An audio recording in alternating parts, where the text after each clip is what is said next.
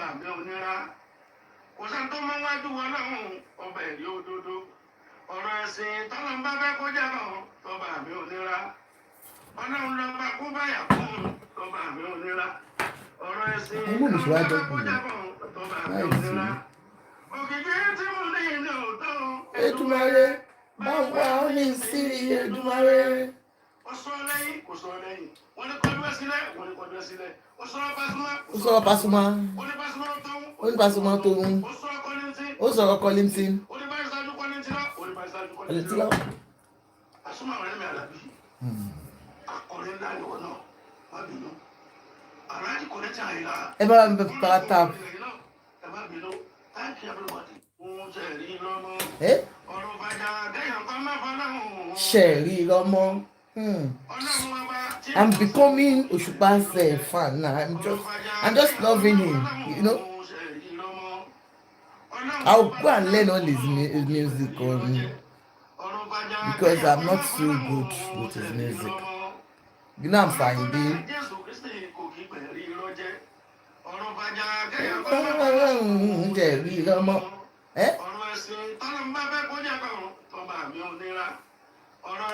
Tọ́lọ̀ bá fẹ́ kó jẹ́ kan ò tọ́ba mi ò níra.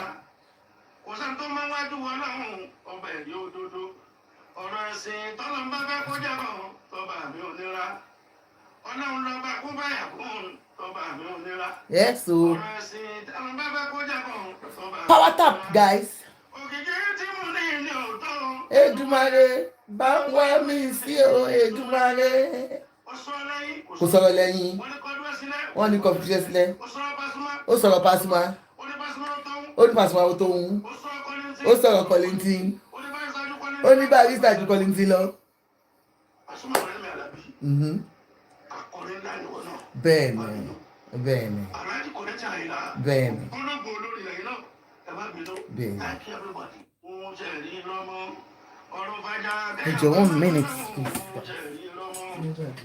Ọlọ́run ọba tí wọ́n sì ń kò kí bẹ̀rí lọ́jẹ́ ọ̀rọ̀ fàjà kéèyàn kan má fọlọ́run ṣẹ̀rí lọ́mọ ọlọ́run ọba tó dààmú ọmọ kò kí bẹ̀rí lọ́jẹ́ ọ̀rọ̀ fàjà kéèyàn kan má fọlọ́run ṣẹ̀rí lọ́mọ ọlọ́run tó dá Jésù Kristi kò kí bẹ̀rí lọ́jẹ́ ọ̀rọ̀ fàjà kéèyàn kan má fọlọ́run ṣẹ̀rí lọ́mọ ọ̀rọ̀ ẹ̀sìn tọ́lọ́ ń bá fẹ́ kó jẹ́ kan tọ́ba mi ò níra ọ̀rọ̀ ẹ̀sìn tọ́lọ̀ ń bá fẹ́ kó jẹ́ kan ọba mi ò níra kò sẹ́ni tó máa ń wájú wọn lọ́hùn ọba ẹ̀rí òdodo ọ̀rọ̀ ẹ̀sìn tọ́lọ̀ ń bá fẹ́ kó jẹ́ kan ọba mi ò níra ọlọ́run lọ́ba kó báyà fún ọba mi ò níra ọ̀rọ̀ ẹ̀sìn tọ́lọ̀ ń bá fẹ́ kó jẹ́ kan ọba mi ò níra. Ẹ káàbọ̀ yín tí. Òkìkí tí mo ní ní òótọ́ Èdùmàrè.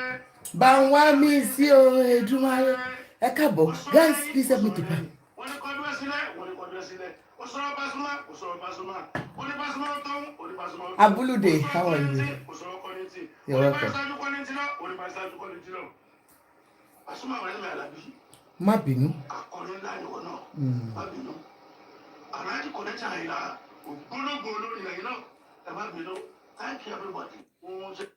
Ẹ káalẹ́ o gbogbo ẹ̀yin tẹ́ ń wò mí. Good evening everyone as you join me today. Yes, tonight I will try as much as possible to make it short. Yes, it's a Tuesday night and you know it's a working week. You understand how my week runs. So lálẹ́ mo ti rí Alhaji Saheed Òṣùpá Olúfimọ one. Wọ́n ti apologize fún bàbá wa Kollington Àyìnlá àti Pasuma ọ̀rẹ́ wọn. So I'm going to talk about it. But first and foremost, I have a woman here that's on my platform that I've put out there. And that's the story we're going to talk about first. Ẹjọ́ ẹ̀yin tí Olúfimọ, ẹ wá bá mi jókòó, kẹ́ fi ìdílé nǹkan, kẹ́ fi nǹkan lé ìdí, whichever one. Ṣẹ́rí obìnrin tẹ́ ń wò mí ní ẹ̀yìn, mi fi sí orí, okay, yeah, ó wà lórí YouTube náà. Àwọn YouTube dà mí rí yín. Facebook, you see the woman there. And TikTok, you can see that woman there. Yeah. Ẹ jọ̀ọ́ bá mi power tap, ẹ jẹ́ kí n mọ̀ pé wà ń bí ẹ̀yin tèmi. Mo sọ fún yín, nǹkan méjì la fẹ́ sọ lénìí. First one is about that woman tí mo fi sí orí platform, and I have a reason for trying to. Flaky, how are you, darling? You okay? I have a reason for wanting to talk about her. You know, I know marriage is not. We are not all perfect. No marriage is perfect, and so many people judge us because of things they see about us. So, jọ̀ọ́ mo fẹ́ sọ̀rọ̀ nípa obìnrin yẹn. Tó bóyá every news kan àti second one, you know, it's about Olúfimọ. Flaky, I love you, darling. Lady with the brain, I love you. So tí Olúfimọ yẹn, we know that we have seen Saheed Òṣùpá and the other guy going front and back. We'll talk about that one, you know, the second time. But ẹ jẹ́ ká sáré gbẹ́nu lé ọ̀rọ̀ obìnrin yìí, and I will say it shortly so that people will have opportunity to come and talk about it. Ṣẹ́rí obìnrin tẹ̀ ń wò yìí, bí 2 weeks ago or last week, wọ́n gbé jáde wípé obìnrin náà sọnù. Mi mọ̀ bóyá ẹ rí. Ẹ jọ̀ọ́ tẹ́ bá rí ẹ jẹ́ kí n mọ̀. Ẹ sọ pé yeah. Oh, okay. Mo ní kíní tí máa fi ń share nǹkan yìí. Kí n ti bá tẹ share máa wò ó sìn. Ẹ má bínú ọ̀rẹ́ tèmi. Group yẹn kí ló ń jẹ́?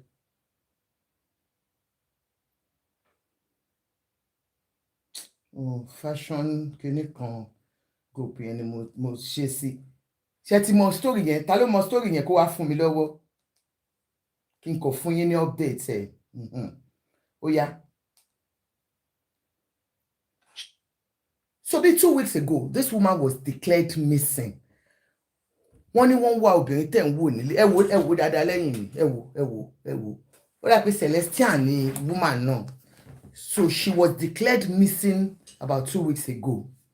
Tí ọkọ àti gbogbo family tí wọ́n wá. Bí news ń ṣe rí nìyí. A 42-year-old married woman, Mrs. Titilewa Olatunde Funke, who was reported missing on Friday, April 3rd, 2026, has been found in an hotel in Ondo State with a 55-year-old identified as Isa Alaba.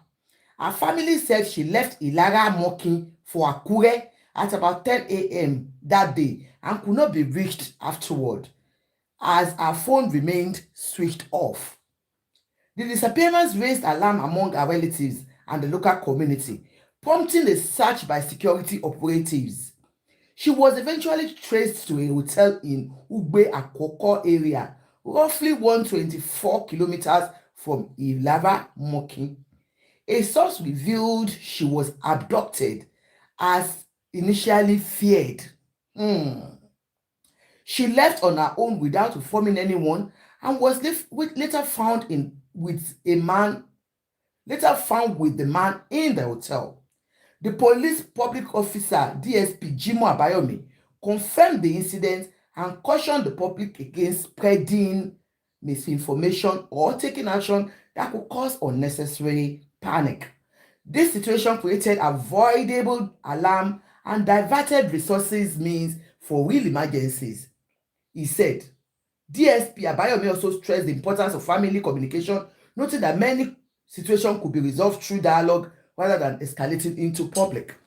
So 2 weeks ago, bí last weekend, bí wọ́n ṣe gbé news yẹn káàkiri pé obìnrin kan ẹ̀rí ní Ìlara Mokin mi mọ̀ bí tí gbogbo bẹ̀yẹn jẹ́ ẹjọ́ ní tí bá tẹ wá familiar mọ́ àwọn ìlú yẹn, please let me know.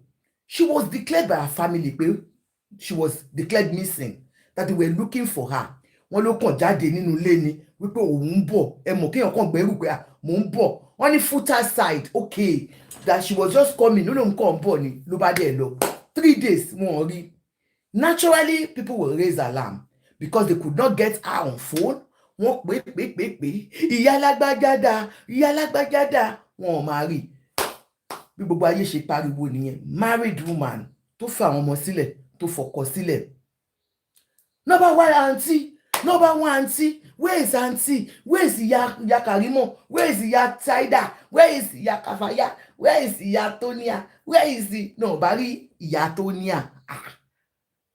Naturally, bó ṣe raise alarm yẹn ló bá pe ọlọ́pàá pé ọlọ́pàá o, ẹ jẹ́ bá mi power tap, ọlọ́pàá ẹ gbà wá o. You understand? Emeka Moses, you are watching, I can see you. Welcome, sir.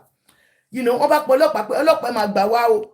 Màrí àǹtí yìí o. You understand? Naturally, wọ́n bá pariwo, wọ́n bá pe ọlọ́pàá. Ẹ̀yin èèyàn mi, ní ọjọ́ kẹta làwọn ọlọ́pàá bá kó hunters jáde, wọ́n bá kó gbogbo squad wọn jáde pẹ̀lú ìbọn, gbogbo àwọn kidnappers. And you know Nigeria, we have always been shouting about kidnapping. Any small thing, àwọn èèyàn máa raise alarm pé kidnapping ni, because naturally ẹni tí ò kò rí irú ẹ̀rí, ẹni tí ò bá ti ń rí irú ẹ̀rí. So somebody that has not been working in that part, definitely you will look for such a person. And a woman, you understand? So they were looking for her. Now police now spread everywhere, the whole world. In the whole Nigeria world, in Nigeria, looking for her. Because when those people, they carry you, they can carry you to anywhere. So they were worried, and you know the family members were too sure that she was definitely kidnapped. My dear people, third day, bó ṣe bá àǹtí ní hòtẹ́ẹ̀lì nìyẹn. Tí wọ́n bá wọn tó ń kó ìbásùn fún wọn, tí wọ́n ń kó ìbásùn fún wọn, tí bọ̀dá yìí kó ìbásùn fún wọn. Ẹni tó kó ìbásùn fún wọn náà dárúkọ ẹ̀ ní Isa. Ìmọ̀ wọn bọ̀dá yìí gbọ́dọ̀ good on bed ni o. Náà bá kó ìbásùn, wọ́n kó ìbásùn. Bí gbogbo ayé, àwọn ọlọ́pàá ló wá wọn o, ní wọ́n wá wọn débẹ̀.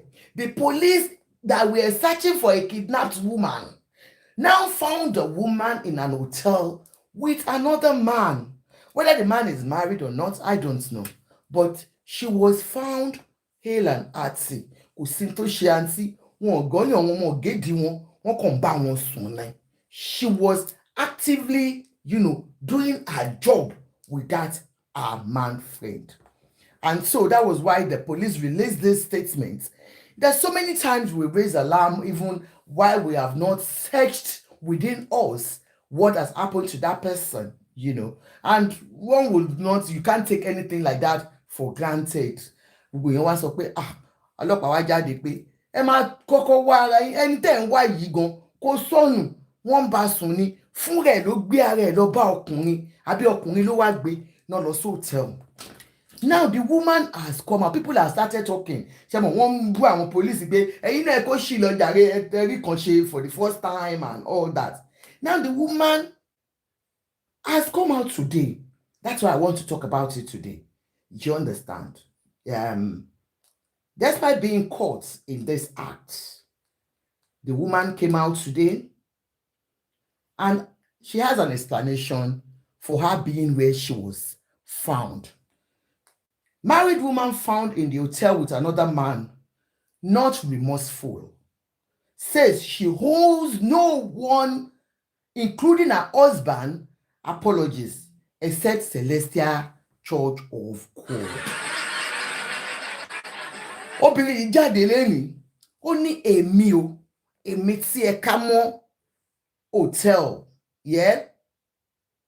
Okay, after 24 hours, you have to declare somebody missing. Okay, Metalonian, that's good. All right. Only a meter party Camo Hotel. Yeah, I've been caught.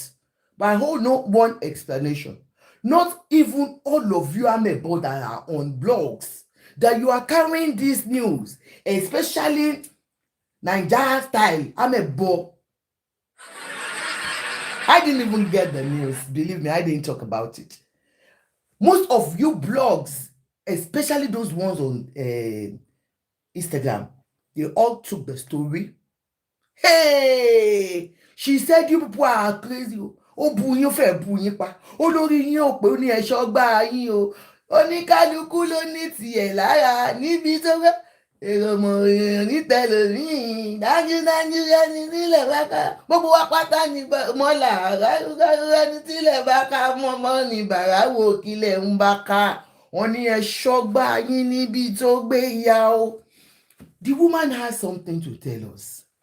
She said, tí ò bá ṣe pé ojú òun àti ẹwà Jésù tí wọ́n fi gbé òun jáde. That is, àgbà singer ni mi Adelove.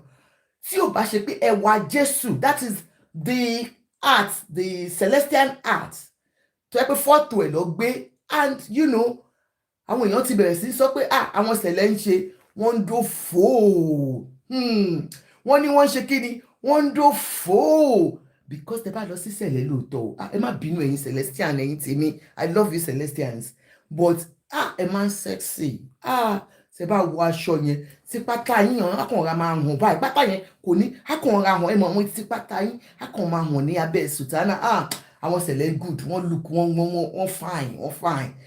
Ọmọ celestia ẹ má mutí ẹ má ṣàgbèrè o, ọmọ celestia o, wọ́n ní kẹ́ má ṣàgbèrè o, ọmọ celestia o.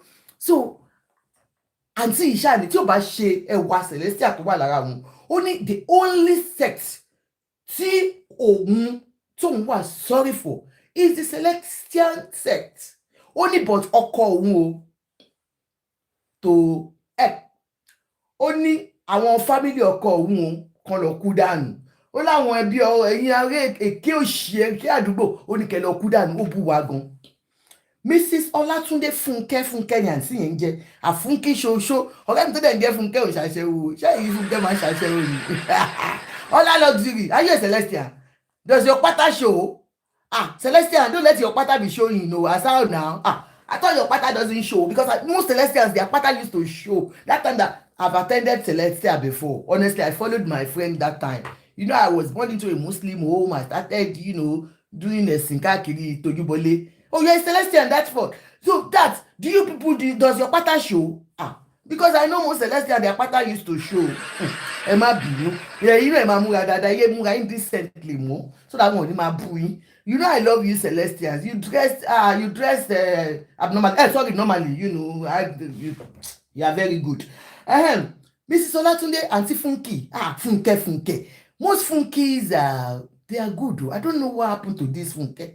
Because that my Funke, my friend has a Funke, that's a Funke. She's a good girl. And Funke Akindele is a good girl too. Thank you, gifters. Please help me to power tap, please. They are good people now. What happened to Auntie? Anyway, Funke, the 42-year-old woman whose disappearance recently threw Ondo State into a panic, has finally opened up about being found in an hotel. In a move that has sparked fresh debate, she declared that she owes no one apology to the public or her critics, insisting that her only duty was to apologize to the Celestial Church of God, CCC worldwide. Ẹ̀yin ṣẹlẹ̀ ó yẹ pàtẹ́wọ́ fún wọn, lẹ́yìn nìkan làwọn máa apologize fún o. Ó ní I hold no one explanation that ohun gbogbo ẹ̀yin èké ẹ lọ kú tuntun sọ ẹ lọ kú. Ó ní yes, the mother of 3, yeah, she has 3 beautiful children. The mother of 3, who was reported missing from Ilara Mokin, only to be tracked by police to a hotel in Ikere Akoko area, has dismissed the viral video that she was there for an illicit affair with a 55-year-old man. Only ní police ń pa èèyàn ọlọ́pàá Nigeria, come here. They say you have lied. She said they are lying. Nigerian police, come here. Did you see her with any man when you got to the police station? Or you saw her worshiping with a man of God? Did you people see her? Were they doing chicken when you opened the door? Bam! Did you see her doing it? Nigerian police, you have a case to answer here. Help me to tag Nigerian police. They have to be very, very professional when they are doing their work. So, you came out to announce something and you didn't see them doing shoki. You just met them praying in the mighty name of Jesus. I hereby declare you. I said no harm shall befall you. In an hotel room. Okay. Auntie said, what they said they saw with another man, that it is not right. You have quoted the law. Police Act 2000. Okay, ma. Okay. Olopa, I beg, sir. My period stained me. Kí ló ń jẹ́ bẹ́ẹ̀? Ó ní period òun stain òun kò yé mi.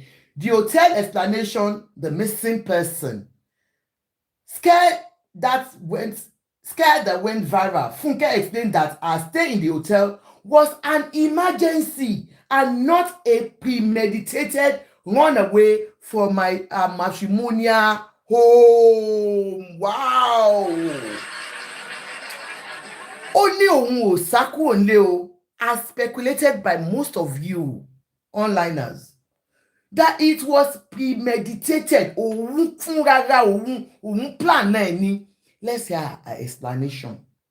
According to her, she found herself in a town she has never visited before and was forced to seek shelter when her clothes became stained due to her menstrual cycle.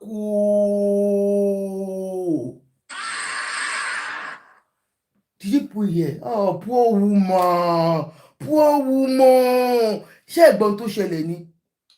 Fún ẹ̀yin ìyá mi tẹ́ wà lórí YouTube. Àǹtí Fúnkẹ́, wọ́n ní kò rí pé àwọn fẹ́ sá kúrò lé, sorry, it was not premeditated. Yes, kò rí pé àwọn fẹ́ sá kúrò lé. Wípé àwọn kàn bára àwọn ní ìlú táwọn ò rò tẹ́lẹ̀. Wípé hòtẹ́ẹ̀lì táwọn wò lọ yẹn, aṣọ àwọn stain pẹ̀lú nǹkan oṣù. Ṣé mo tá bá ń ṣe nǹkan oṣù? Ó dẹ̀ ti pẹ́ títí lóbìnrin tí nǹkan oṣù stain náà rẹ̀ láì kìí ṣe ọmọ secondary school. But ó máa ń ṣẹlẹ̀. So, because most àwọn ọmọ secondary school gan, ó rí ẹ̀ ní sími ìmọ̀ bí ní Nàìjíríà o, but ó wà very rare kẹ́rí ọmọ obìnrin àgbàlagbà tí nǹkan oṣù ẹ̀ kàn wà láìrò tẹ́lẹ̀. And 50, àbí how old ni wọ́n náà 40 something àbí kí ló age wọn gan náà? Kí ni age àǹtí yẹn? Anyway, wọ́n ní àwọn ò mọ̀, she just found that clothes was stained, and so she had to go to somewhere to clean herself up. She claimed a commercial motorcyclist, Okada man, directed her to the hotel as she could clean up, so that she could clean up.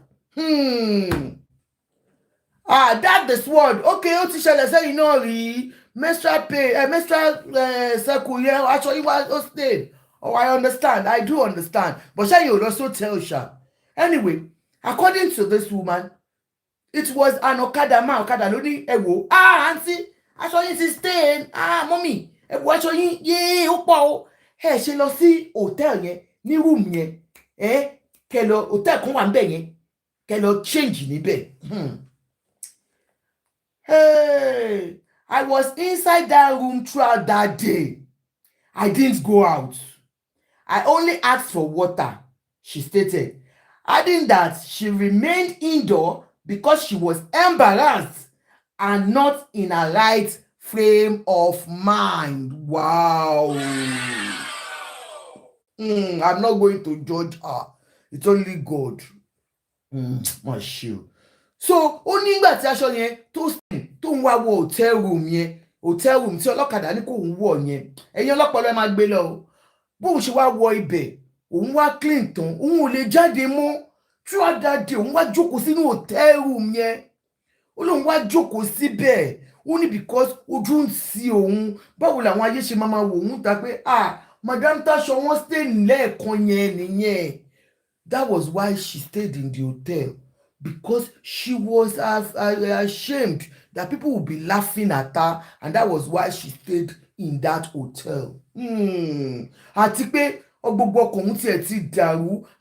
She wasn't in her right frame of mind. She was not even thinking straight. You can imagine being called in the marketplace and they say, go to that hotel. Your Asho has stayed. Poor woman. I can imagine. And she now says the mystery of the old man they saw with her. Clarifying the involvement of the 55-year-old man who was arrested by the police nígbà tó jọ ká wọn pọ̀. Funke denied that he was her lover. She denied that that man was her lover. This is not super story. This is real life, oh my people. She said, she explained that she contacted him for help because she had his number through a former tenant. Wow. Wow. Don't forget, Funke is married. She was in that place níbi tí ò mọ̀ rí ó dẹ̀ raṣọ ẹ̀ tó stay ọlọ́kadà dẹ̀ ní kó lọ sí hòtẹ́ẹ̀lì ó dẹ̀ wọnú hòtẹ́ẹ̀lì yẹn kò lè jáde mọ́ ojú ń tì ó wá wọnú fóònù ẹ̀ kò rí nọ́mbà ọkọ ẹ̀ kò rí nọ́mbà ọmọ ẹ̀ kò rí nọ́mbà ará ilé kò rí nọ́mbà ọ̀rẹ́ she didn't see anybody's numbers she just saw this strange man's number. Remember, the man has been arrested by the police. You understand? So she said, and they arrested the two of them. She said she saw the man's number. And do you know that this man, that it was one of her former tenants. So definitely she owns the house or her husband owns the house. So it was a former, my sweet sister, Ayọ̀fẹ́lẹ́ Dumari. Hey, Emma graduate to lo. Okay, I think be your gunke. Tẹ́ bá ti gunke, please just mute. Tẹ́ bá ti gunke, ma mute ẹ gbọ́. You know, request to tẹ́ bá ti mú gbé àwọn èèyàn gunke, come and mute. So definitely, so she now said, she didn't check, when she checked her phone, there was no other person she could call. But somebody she knew, this man, it was her tenant that even gave her the person's number. Ẹ jọ̀ọ́ bá mi mute wọn.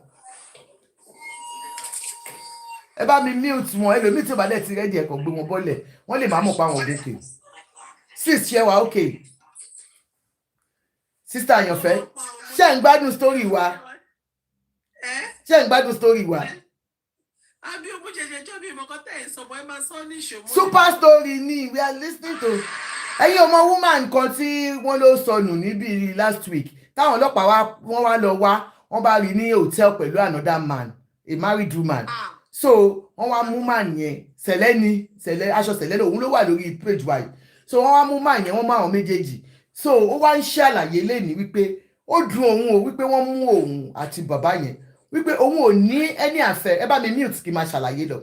Ó ní òun ò ní any business pẹ̀lú man yẹn lóun ò mọ̀ rí 3 days wọ́n fi jọ wà lóòtẹ́ẹ̀lì. According to what we heard, wọ́n ti fẹ́ dúra wọn pa. Mi ò mọ̀ wọ́n dúra wọn bẹ̀. Wọ́n ṣàtìlẹ́yìn lóòtẹ́ẹ̀lì for 3 days.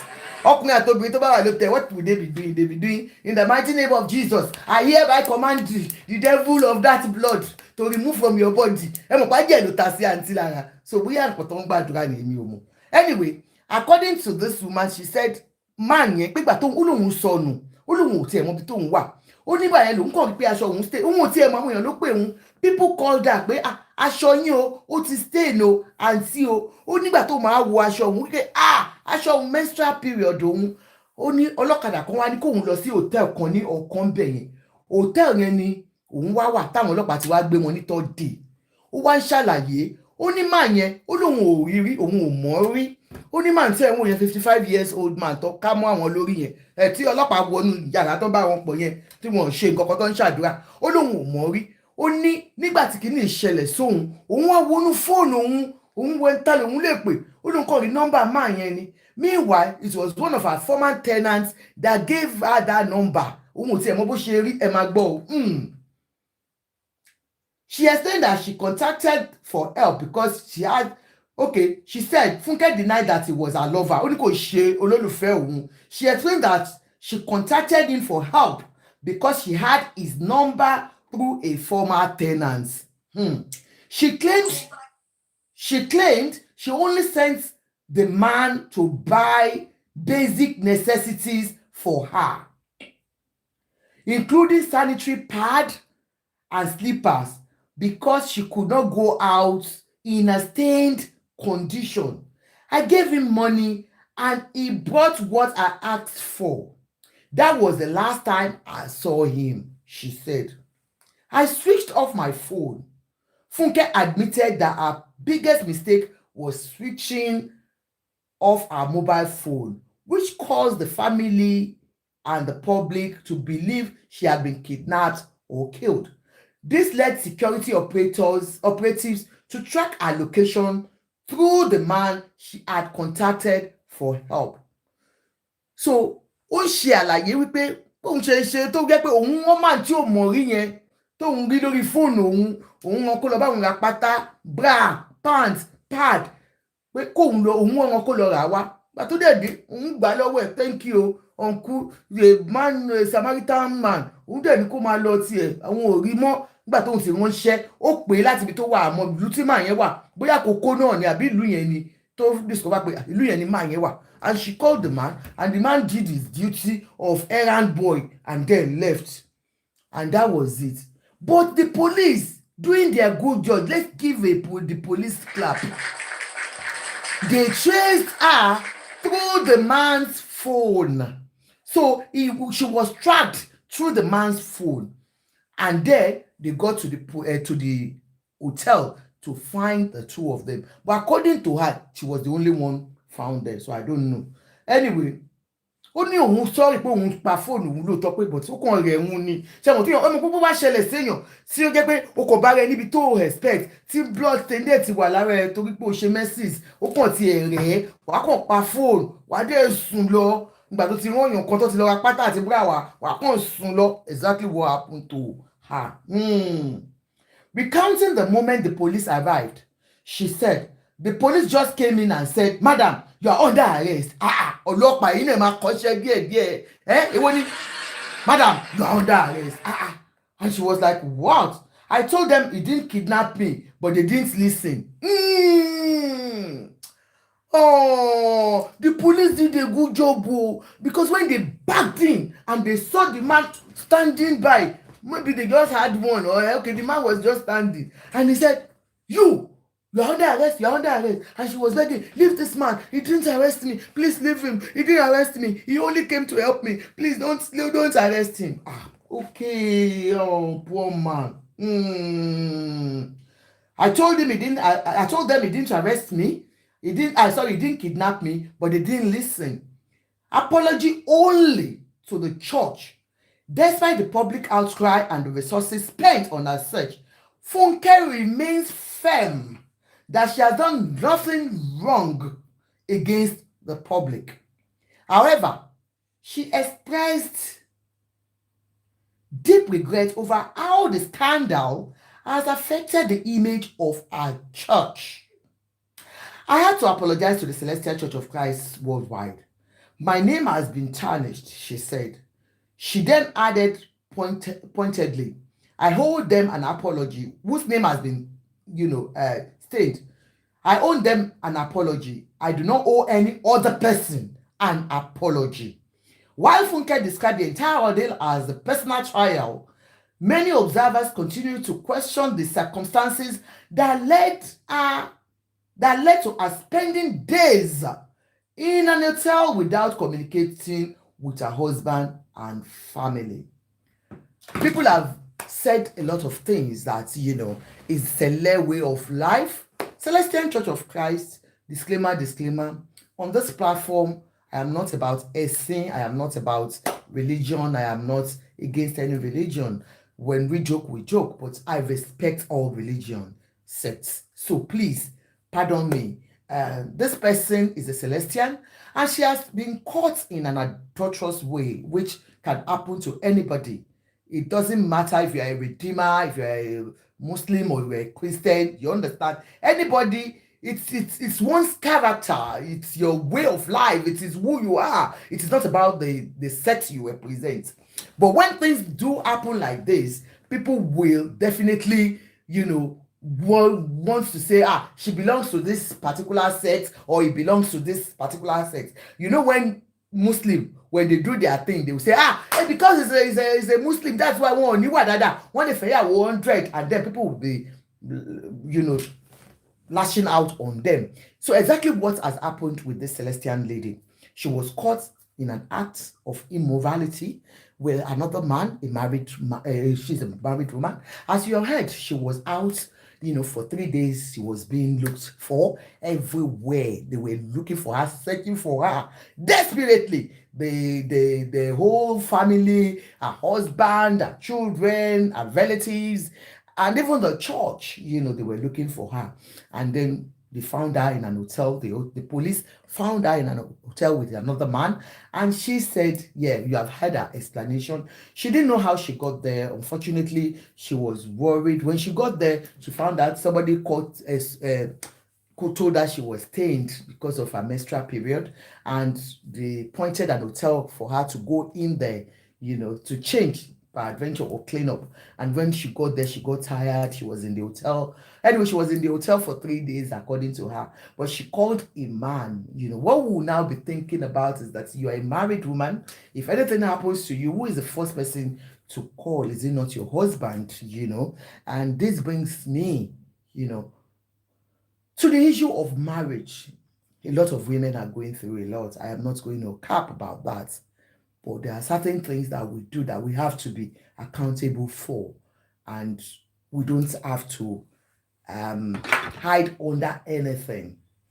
With the way this woman has said something today, you will know that the marriage is definitely over. Maybe she knows that there's nothing to I've been caught, But a lot of people have said, Irolupa. I am not going to judge here because I don't know. I was not in the hotel. You understand? I was not in the hotel, so I don't know if she lied or not. But truth be told, my own observation about this, number one, you left home.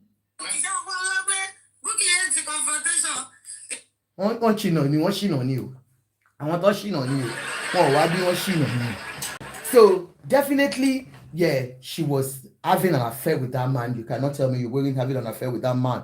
Auntie, don't cap now, you're lying. So she went into the hotel with the man and Okunle for 3 days. Okoko pa phone no. Oníṣìnà ló máa ń pa phone. Obìnrin tó bá ti pa phone, tó bá ti lọ bìkan, tó pa àbọ̀kùnrin tẹ́ bá ti rí, tẹ́ pé. Kì í rí àwọn dádì ńgbà mi. Tẹ́ máa pè wọ́n. Àwọn dádì ló máa ń ṣe kinní yẹn jù. Àwọn ọmọ mi ò kì í ṣe. Àwọn dádì ẹ máa pè wọ́n dádì ti pa phone. Wọ́n wá ní phone kú lọ́nà. Wọ́n máa ń ṣe dáadáa. Àbẹ́ kì í mọ̀ pé àwọn dádì máa ń ṣe. Dádì máa ń ṣe dáadáa. They put off their phones. Àwọn dádì mọ̀ nǹkan tí a sọ. They put off their phones when they are going to do their shino. But most women, when you see things like that happen, I think that was why they called the police when they saw that, this is abnormal for her to have put off her phone. And so it's obvious. Oh, phone ma wà ní silence ni. Okay, àwọn mi máa ń pa. Àwọn mi máa ń pa. Tí ṣìnà yẹn bá tó bá ṣe ṣìnà ráńpẹ́. Ẹ mọ̀ pé ṣìnà mi máa ń gùn. But ṣìnà ráńpẹ́, wọ́n máa ń silent. But ṣìnà tó long, wọ́n máa pa phone. Ṣìnà 3 days, wọ́n máa pa phone. Phone yẹn máa sọnù. So definitely the phone went off. For a woman, in this dimension, for a woman to have left her home for 3 days without looking back, do you think she still wants the marriage? Of course, a lot of married women are into illicit affairs in Nigeria. Yes, and we know the reason. This has been linked to poverty, financial gain, sexual satisfaction. A lot has been linked to that. But, they do it in a moderate way that your husband might not even know. But for this woman to have decided to leave home for 3 good days, 1, 2, 3 days, and it was when she was being searched for that they saw her. She wasn't even ready to come back home. It tells us a lot about what was happening in that marriage. And being caught at this point, because even our story doesn't even gel, you're coming to tell us that, you were caught, in an hotel where this man you didn't know. You have a husband. Even if you don't call your husband, you call a friend to buy you pad. How can you call a strange man to go and buy you pad?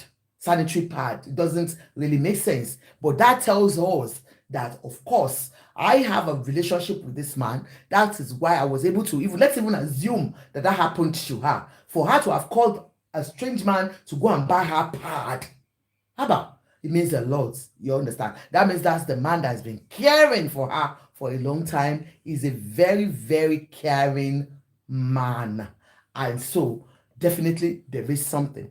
And she was saying she was begging. I don't know if you have seen a video that went viral some years back where a man came into his own house and met his wife and Ali. I don't know if and the lady was protecting that man like mad. She was saying, you can't touch him. You can't touch him. Let us leave this house. You can't touch him. Leave him alone. Leave him alone. Yeah, it is over. I know. But you can't touch him. She was defending her boyfriend so well.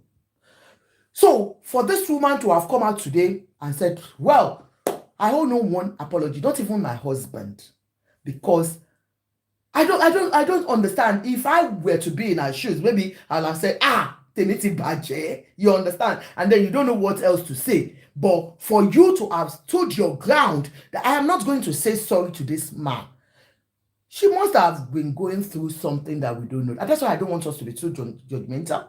But it's just the lie she has told that. But you all have your opinion. But my own opinion is that if you know that you have been in that marriage and that things are not working out, why did you not just leave? But it's easier said than done. Sometimes we might be in relationships that we don't even understand where to go, how to go about it. And Yawa will come and gas. And that is the story for tonight.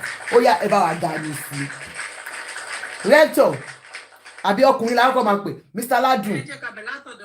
Yes. Mr. Ladun. Mr. Ladun.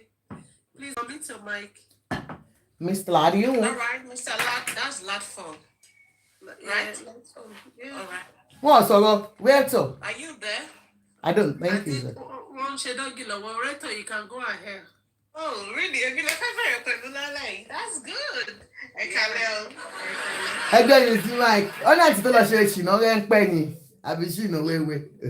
Ṣìnà lè kọjá ráńpẹ́ o, ṣìnà tó plan ni, ó kàn fi rọ́ọ̀sì ni. Ó múrọ́ fi tì í lẹ́gbẹ̀ẹ́ ni. Ká má bí àwìlọ àwìbọ̀ kankan, ó mọ̀ pé òun ló dóko ni ṣìnà ló lọ ṣe. Ó mọ̀, Ọlọ́run sẹ́. Aláwàláì. Kò rírọ̀ yẹn pa dáadáa ní. Kò rírọ̀ yẹn fabricate dáadáa. Because everything she said right there. And for her to tell us, the public, that she's owing nobody an apology except a religious whatever. Yes, it's actually it's giving a whole lot of signals. Like, she's not accepting the fact that she went to do Shima. And she's also protecting herself. Yeah. Yeah. Because okay, you had the stain and somebody advised you to go to an hotel room and you got there. From that stain, you were there for 3 days. Third lagun. I show body signs. Mommy, you are telling lies.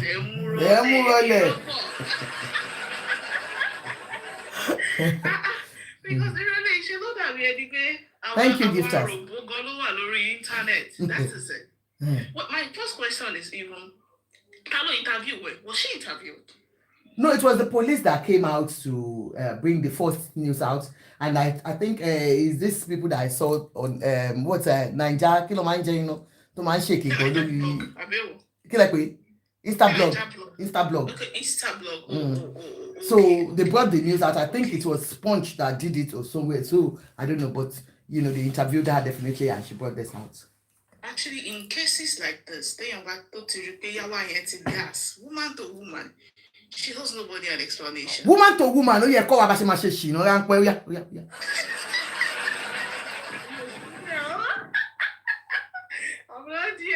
So kò ṣe pé wọ́n mú yàn ní ọrùn ọwọ́ wọ́n mú lọ́rùn ni ọrùn ọwọ́ ó sì lè yọ ọbọ̀ bọ́ eléyìí wọ́n mú lọ́rùn because all the stories I know honestly let's look at it from the point of the serious let's look at it from the point of view the serious one how does it add up ọlọ́pàá tó bá sọ̀rọ̀ fún gan wọ́n ti dá yẹ̀yẹ́ ẹlẹ́ tí ò dá pé go from menstruation to the hotel to you switching off your phone to you spending 3 days there. All of those things. It doesn't add up. That's a lie. The best thing she should have done at that moment was just to remain silent.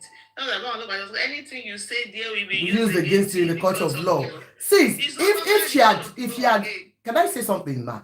If she had said it's frustration that sometimes we might be having our days with our husbands at home. I've seen women that have left home because they were fighting with the man, and the man. Men do it a lot. They will just leave home for days and they will not come back. So if she had given such an excuse like, okay, I wasn't having it with him, even 3 o'clock, but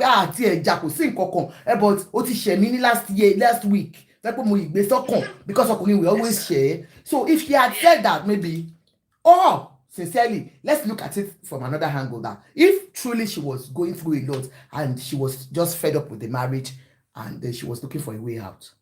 Yeah. Maybe you want to relax.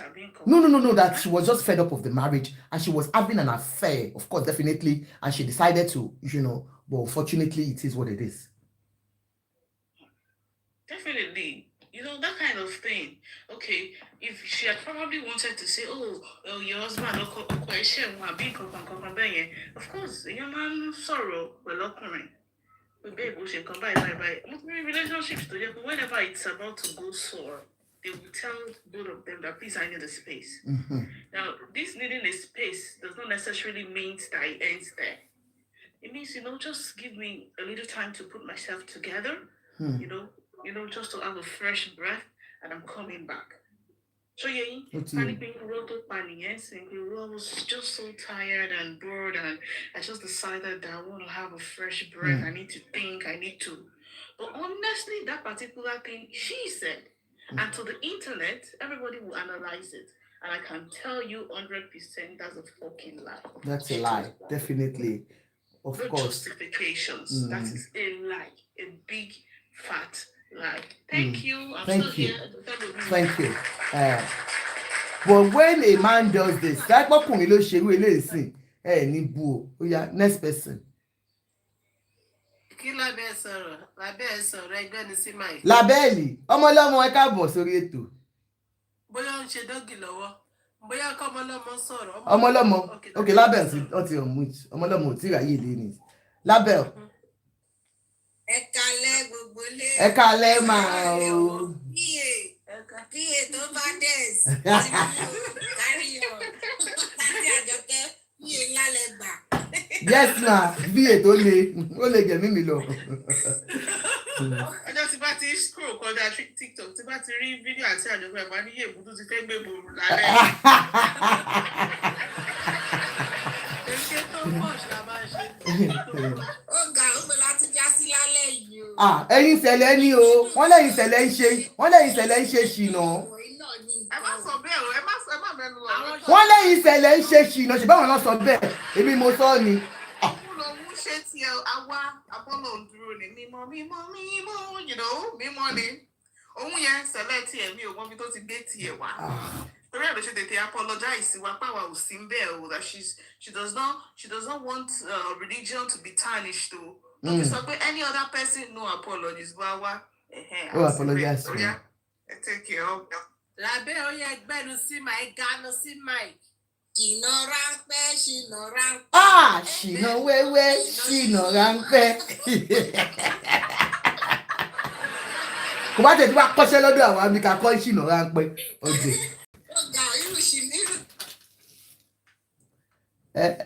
Kí ló ṣẹlẹ̀? Ó dà pátọ̀ lọ́wọ́ ni. Ọ̀gbọ́dọ̀ mú yín lóhùn irọ́ ọlọ́pàá. Ẹ̀kọ́ ṣìnà bí tí ìyẹn délẹ̀ ẹ̀kọ́. Lábẹ́ kí ló ṣẹlẹ̀? Wọ́n ti mú. Bóyá lábẹ́ bóyá ń gbà kọ́. Ń kọ́ tèmi kọ́ rí. Okay, lábẹ́ are you still there? Ẹ má sọ̀rọ̀ lọ. Kọ́lọ̀ máa fi ṣó ẹ̀ máa ṣó everybody. Eléyìí ti kọjá ṣìnà ráńpẹ́ dẹ̀ ti kọjá ṣìnà bí tí. Wọ́n ka. Wọ́n ti mú network mi lọ. Ó yá network yìí ti dé. Ọmọ náà ló wà nílẹ̀. Nǹkan tí tó ṣẹlẹ̀ ni pé àǹtí ìyá Jésù tó lọ gbàdúrà 3 days fasting and prayer kí ló dé?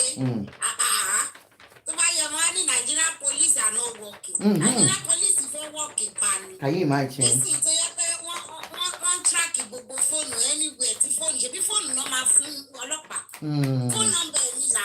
Bẹ́ẹ̀ni. Ó wá wí tán nítorí mi nú bẹ̀ ni pé aṣọ ògo tó lọ fi ṣe òṣì orí burúkú lóòtẹ́ẹ̀lì ni kò bá ti róró mọ́yà àbí kó fi ní kíní kó fi. Ṣé ṣẹlẹ̀ lẹ́yìn náà? Ṣẹlẹ̀ ni mí. Ẹ ti bínú tán. Àwọn alẹ́lúyà ni mí o, gbogbo ẹ̀ ni mí. Kò yẹ kó múru lámbà yẹn lẹ̀, lámbà yẹn ti wà so cheap and stupid. Kò kó máa múrù lọ ó tiẹ̀ kú ti sọ pé òun ò hold wa ní explanation. òun ò tiẹ̀ husband ẹ̀ gangan ni àwọn ẹbí àtọkọ kò tiẹ̀ jí sòrò wọn. bóyá kò kí tẹ̀délẹ̀ kò mọ̀ ṣe ó dẹ̀ wò pé bàbá tó mú páàdì wá bàbá yẹn já sí dáadáa. àǹtí gíní ẹ̀rọ àgànù sí.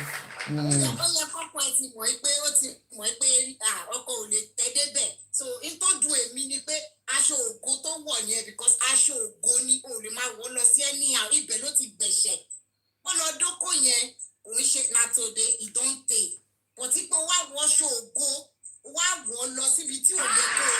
lábẹ́ ẹni nàtòdé látòde ìdóńtè wéyà ṣe no kò fẹ́ kọ́ fúnra sí ló fi wọ́n ṣe ògo. no wọ́n ní kò ń ṣe big deal péyàn lẹ́lọ́ dóko. kò ń ṣe big deal kó lọ dókò ìwo láṣọ ògo tó wá wọ̀ lọ bí tí ò yẹ kó wọ ibẹ̀ yẹn àwọn màláìkà gan ló yẹ kó máa fún nígbà tí bó ṣe wà yẹn. ó wá tán. wá ní pé ìwọ tó ti disgrace ìṣẹ̀lẹ̀ fúnra rẹ̀ gan ṣe wearing that cloth alone to go to ilé aṣẹ́wó gan ó ti disgrace ń tó represent láṣọ ògo tó wọ̀ yẹn aṣọ ṣẹlẹ̀ ní aṣọ ògo aṣọ agbára ni ó ń ṣerú bẹ́ẹ̀ ló yẹ kó wọ̀ lọ ó lè lọ ṣe ṣìnà ráńpẹ́ àti àjọkẹ́ orúmú yín ni kí ló dé. ẹ̀mí mọ́ bóyá tí sọ́mà ti dé bí ẹ̀ tọ́ mi ìfẹ́ fẹ́ má tọ́ fáyín ó máa pariwo ẹ̀ máa sọ̀rọ̀ lọ. tó aṣọ ògo tó wọ̀ ìyẹn lèmi ń bínú sí bẹ́ẹ̀ ó bá lọ ṣe ṣìnà ó bá àfọkọ ẹlẹ́ kó lọ sọ́fọ́ ọ̀sẹ̀ mẹ́ta ọ̀sẹ̀ kan ayé ń ṣerú ẹ̀ nóbi tòde. ayé ń ṣerú ẹ̀ báwo ni ẹ ṣe lè ṣe àǹtí tó bá wà nílé ọkọ. ẹ̀júlẹ̀ bá mọ́ báwo ni bàrà o. ìyá mi àbí ètò tó já sí ẹ ṣe dà nìyá mi ẹ wo aṣọ ògo tó wọ̀ yẹn àwọn màláìkà ló yẹ kó máa ti fún gbàtí for 3 days tó wọ aṣọ ògo yẹn níbi tó yẹ tó wà yẹn ó yẹ kó ti máa rà lákàlà gbọ̀nsẹ̀ kó ti máa nà kó máa nà ṣeré. ó lè má wọṣọ yẹn lọ o ẹ mọ nǹkan táwọn èèyàn máa ń ṣe ó lè má yẹ pàṣọ yẹn lówó lọ. wà á mú lámbàlẹ̀ téèyàn bá wọṣọ ṣẹlẹ̀ tó bá ń ṣe mesis kò gbọdọ̀ wọ̀ so number 1 ló mọ nǹkan tó ń ṣe tó bá wọṣọ ṣẹlẹ̀ ó gbọdọ̀ wà nù mesis. Àṣàkẹ́ Àdè they saw your sister o you people Celestian that went to do aṣawo.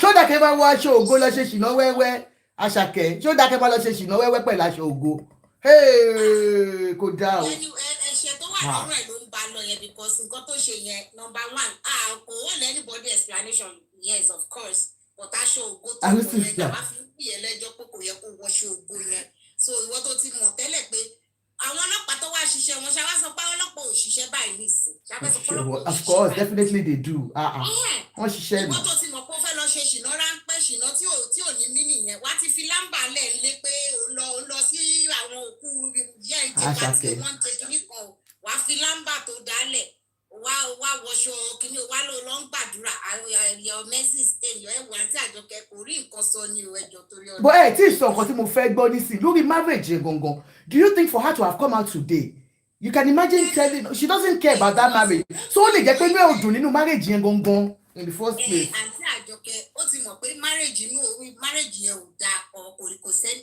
eléyìí ò ṣe excuse marriage yẹn automatic wọ́kọ̀ gbọ́n bá fẹ́ gbà padà àwọn ẹbí ọkọ ò lè jẹ́ kó gbà padà ó ti mọ̀ pé marriage yẹn ti ní k-leg tí ò bá dẹ̀ ní happy home nínú marriage yẹn kò yẹ kó fi style pé wọ́n kidnap ẹ̀ ló fi ń ṣeré tó bá jẹ́ pé àwọn ẹbí ẹ̀ yẹn wá wò ó pé kán ignore kan tó jẹ́ pé wọ́n ti kidnap ẹ̀ lóòótọ́ nǹkan tí wọ́n kọ́ bí ara sí. tí wọ́n rí for 3 days. ó ṣe é pé wọ́n kidnap ẹ̀ làwọn yẹn ṣe kọ́ bí ara sí ipe àwọn kidnap ẹ̀. wọ́n rí for 3 days ó lè ti pa fóònù. so ó dẹ̀ lọ́mọ kò ń ṣe pé kò lọ́mọ kò lọ́kọ tó wáyé pé ó lọ bẹ́ẹ̀ yẹn ni mi ìṣọ́pá àwọn family ẹ̀ máa raise that kind of alarm and bí nàìjíríà ṣe wà everybody scared èèyàn lọ ra nǹkan gan ṣe kò tètè dé gan you will be worried not talk less of 3 days o lọ fún 3 days àwọn ẹbí ẹ̀ máa wà worried tí marriage ẹ bá ti you can head it wà á head in pé o ò ṣe marriage mọ́ end the relationship that is toxic end ẹ̀ pé mi ò ṣe mọ́ kó wá máa ṣe bí pé wọ́n kidnap ẹ̀ àdèmátúrà àwọn obìnrin míì tó tún máa ṣe bẹ́ẹ̀ next time wọ́n máa kidnap ẹ̀ wọ ilẹ̀ haúsá wọn ti máa bára wọn. ẹ jọ̀ọ́ ẹ bá mi advice wọn bá ṣe máa ṣe ṣìnà tó ní fi máa lọ bẹ́yìn. ẹ wò ṣìnà ráńpẹ́ ṣìnà rẹ́bẹ́tẹ́.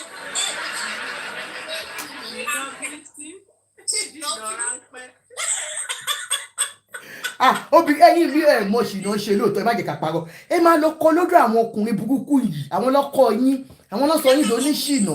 wọlé ká lè gbọ́ àwọn tó mọ ṣìnà yẹn ṣe kọ́kọ́ wa bọ́ sí wọn wá ní wọn fẹ́ wá sọ̀rọ̀. àwọn ọkùnrin àwọn ló kọ́ yín because most women will tell you that I wasn't doing this before but because my marriage majority of Nigerian women do it now. Ẹ má yẹ kán tọ̀ yín those in Nigeria.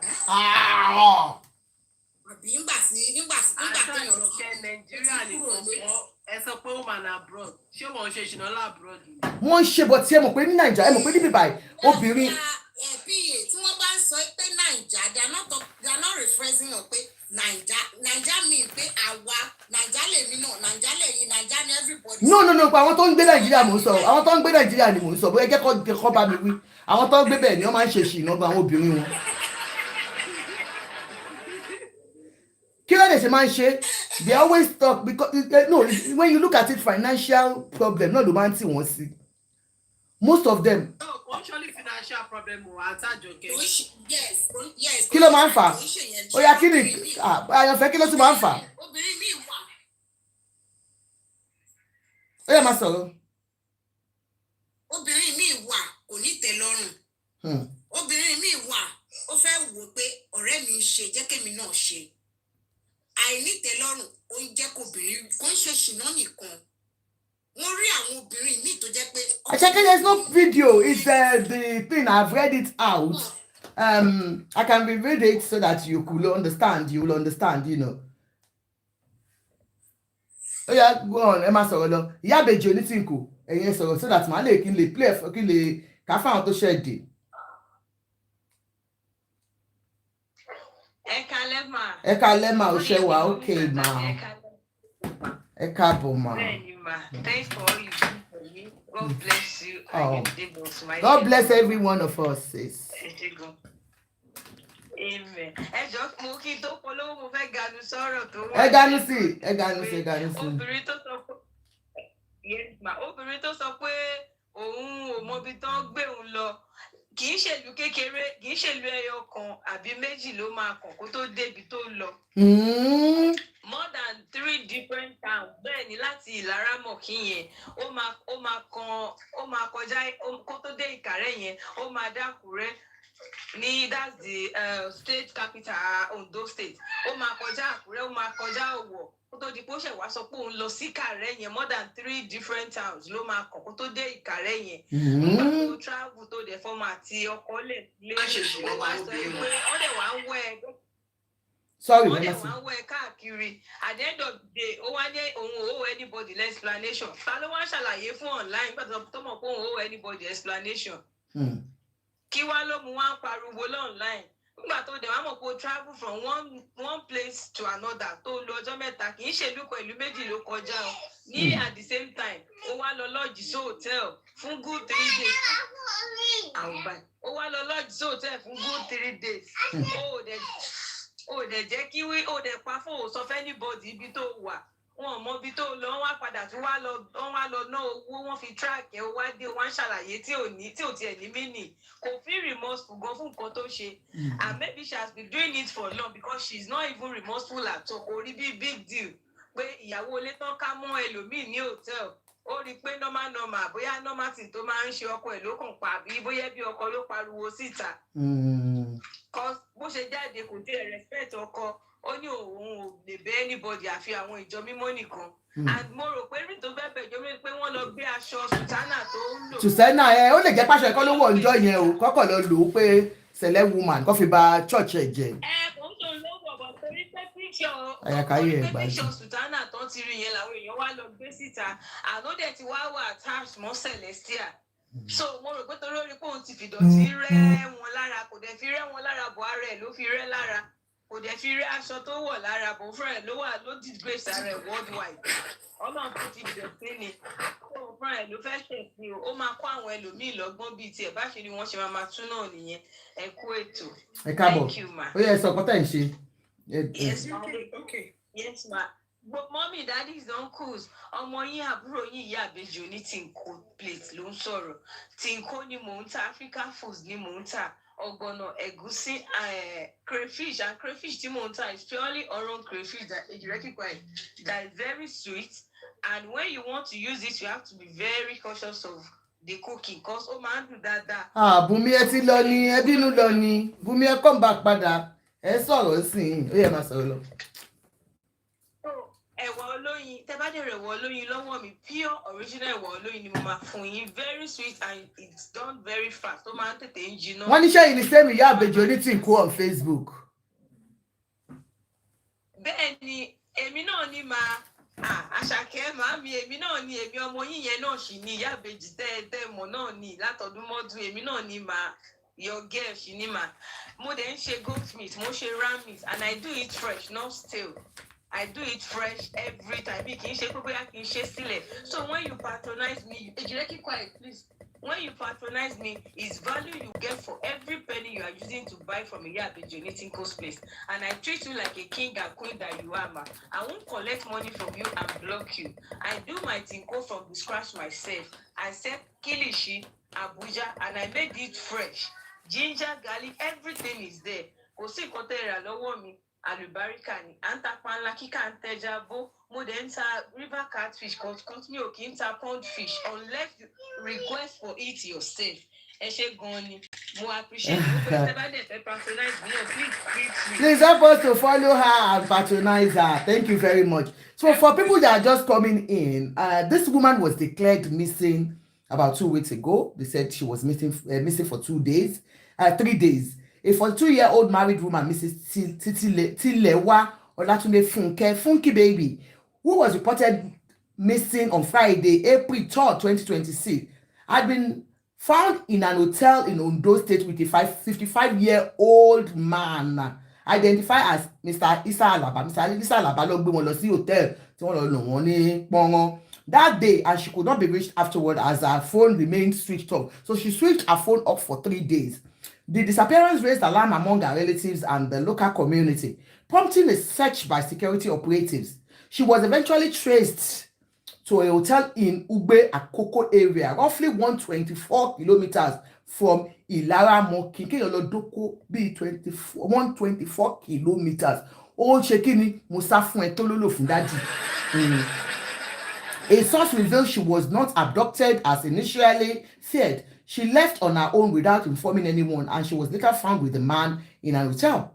The police public relations officer, DSP Jimo Abayomi, confirmed the incident and cautioned the public against spreading misinformation or taking action that could cause unnecessary panic. The situation created avoidable alarm and diverted resources meant for real emergencies. Àwọn àdó ń wá ẹni tí wọ́n gbé okó àti òbò lọ ní ọjọ́ náà. That was 2 weeks ago. So she came out today and she was like, and so F what? And that is why I've brought her out today, because she seems not bothered about what people are talking about, and she feels that you have no right to ask her questions. She said, and today, if for you, okay, sorry, Emma Binu. So today she came out and, she has been declared missing, and she was found with the man, and then she said, no, sorry, Mumbo, so Eni, ó wá jáde boldly. Ó wá bẹ ẹ̀yin. So nǹkan tó ṣẹlẹ̀ ní pé they brought a picture house as a Celestian man. You know when a woman, when news papers, they want to do their show, they will put a juicy headline, and so because they had called her Celestian woman, and she has come out to apologize to your sect, because I know you are a Celestian, most of you here. Married woman found in the hotel with another man, not remorseful, says the newspaper. She owes no one apology. Mrs. Olatunde Funke, the 42-year-old woman whose disappearance recently threw Ondo into a panic, has finally opened up about being found in an hotel. In a move that sparked fresh debate, she declared that she owes no one apology, not the public or her critics, insisting that her only duty was to apologize to the Celestial Church of Christ, CACC, worldwide. The mother of 3, who was reported missing from Ilara Mokin, only to be tracked by the police to a hotel in the Akoko area, has dismissed the viral report that she was there for an illicit affair with the 55-year-old man. Only I didn't go there to Doko. We were there for something else. My period stained me. That's explanation. Guys, listen, my period stained me. She said, Funke explained that her stay in the hotel was an emergency and not a premeditated one. That it's not premeditated to run away from her family home. That was because she was stained by her menstrual period. According to her, she found herself in a town she had never visited before and was forced to seek shelter when her clothes became stained due to her menstrual cycle. She claimed a commercial motorcyclist or Okada man directed her to the hotel so she could clean up. I was inside that room throughout that day. I didn't go out. I only asked for water, she stated, adding that she remained indoor because she was embarrassed and not in the right frame of mind. The mystery old man, clarifying the involvement of the 55-year-old man who was arrested by the police, Funke denied that he was her lover. She explained that she contacted him for help because she had his number through a former tenant. She claimed she only sent the man to buy basic necessities for her, including sanitary pads and slippers, because she could not go out in a stained condition. I gave him money and he bought what I asked for, and that was the last time I saw him, she said. I switched off my phone. Funke admitted that that was her biggest mistake. It was switching off her mobile phone, which caused her family and public to believe she had been kidnapped or killed. This led to security operatives to track her location through the man she had contacted for help. Recounting the moment the police arrived, she said, the police came and said, "Madam, you are under arrest." I told them he didn't kidnap me, but they didn't listen. Apology only to the church.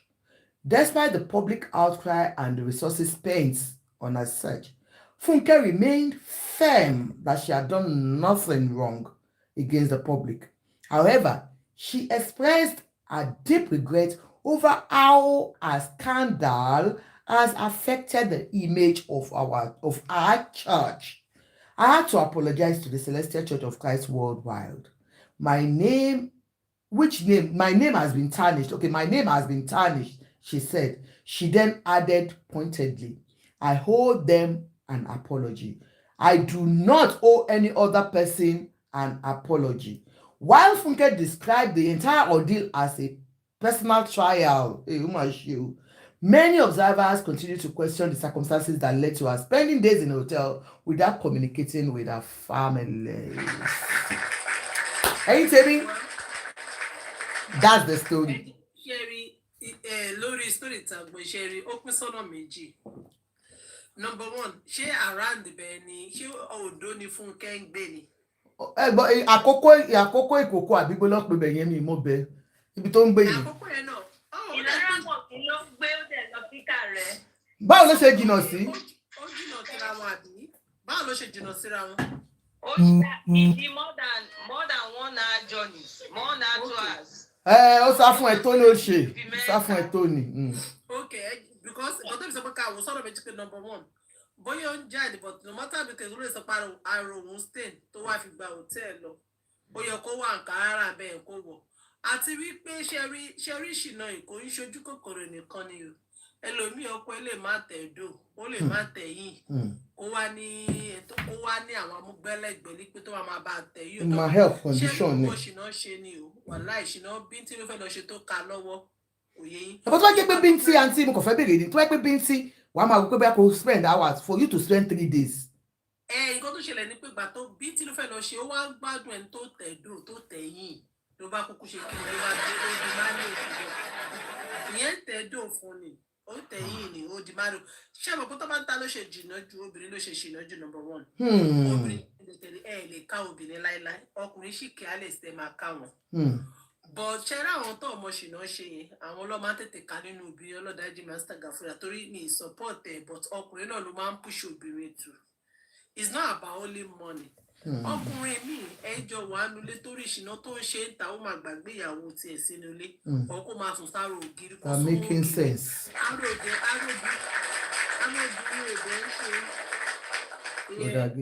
aróbìnrin òde ń ṣe òkúta ṣé mo pé náà táìmù kan náà tóbìnrin náà máa ń hug for sex táìmù tó hug for sex ní ìgbà yẹn lọkùnrin máa wá ṣe kiri ló máa nó rẹ òun so obìnrin tí ò bá dẹ̀ mú tí ò bá mọ̀ rẹ̀ anybody ló lè lọ bá especially ọjọ́ tó bá ti fún lẹ́ẹ̀kan ó máa gbàgbé ra ó máa gbàgbé lé orí obìnrin gan tẹ́ ẹ̀ bá ṣọ́ra gan tọ́kọ ẹ̀gbọ́n bá ń bá àṣùṣẹ́ lẹ́yìn tó ń tẹ̀lé yẹn ló máa forúkọ ẹ̀ jáde so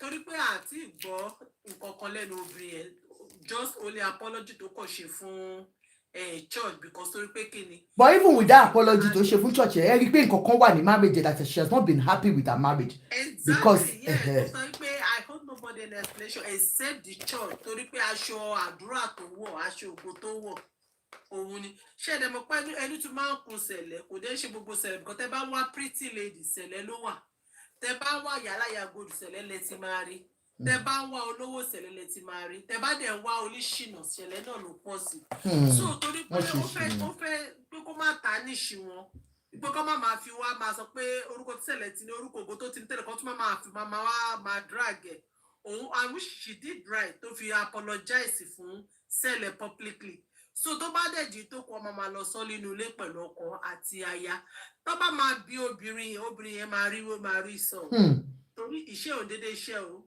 oníkálukú ló mọ nǹkan tó ń rọ́ nínú ilé tó ń dé ara máa tẹ́ pé kò ṣe sọ pé what will people say what will people say. n fi dúró síbẹ̀. wọ́n lè sọ pé kinní kan igbá kan àwògán ẹ̀dẹ̀ wọ́n pàwọn Yorùbá àwa náà lè máa sọ pé adékun àwa náà máa sọ pé adé ògùn bọ̀ pé tó bá jẹ́ pé ó lọ́mọ tó wá gbàgbéra tó wá fi ọmọ sílẹ̀ kí nìkan tí ò bá máa mu tí ò bá máa rò tó ní orí èmi sì mi lè sùn tá ẹ má jẹ ntàn yẹn I can't sleep outside because mama wò ní pé àwọn ọmọ mi tẹ́sípà pé wọ́n ti dàgbà mi nígboyà débẹ̀ tí bá bí àmọ̀tẹ̀lẹ̀ àwọn ọ̀rẹ́ mi jáde at least ó pẹ́ mi ju 12 láti wọnú ilé 12 pé a lọ sí lounge a lọ ṣe fàájì pẹ̀lú àwọn ọ̀rẹ́ mi a lè kúrò bẹ́ẹ̀ 12.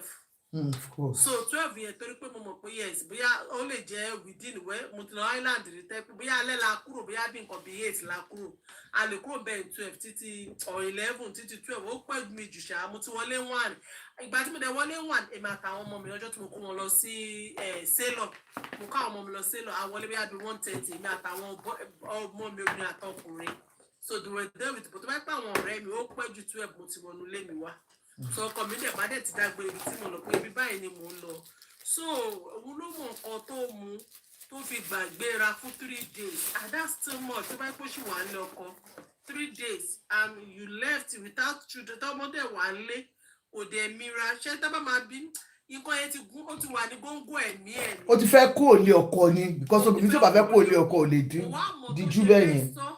ó lè má kúrò lé ọkọ náà ẹ má jẹ tó lè má ti fẹ́ kúrò lé ọkọ but kò wà happy and was looking at what will people say so òun ló fi jẹ́ kó gbàgbé ara ẹ̀ for 3 days.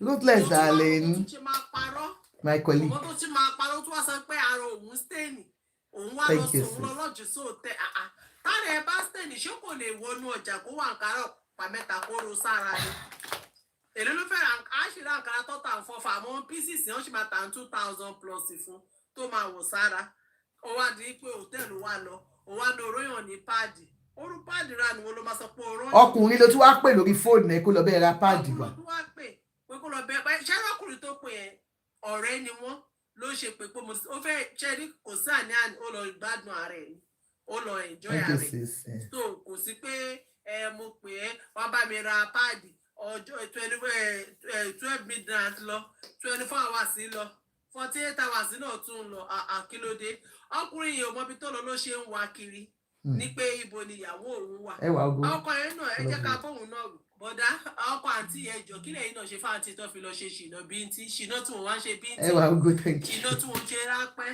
ṣìnà tí wọ́n pọ̀ rẹpẹtẹ fún kí ló ṣe èyí ló ṣe ìdíje náà yẹn ọkọ wa ìwà láàṣẹ nídìí ọkùnrin gan kó wá sọ.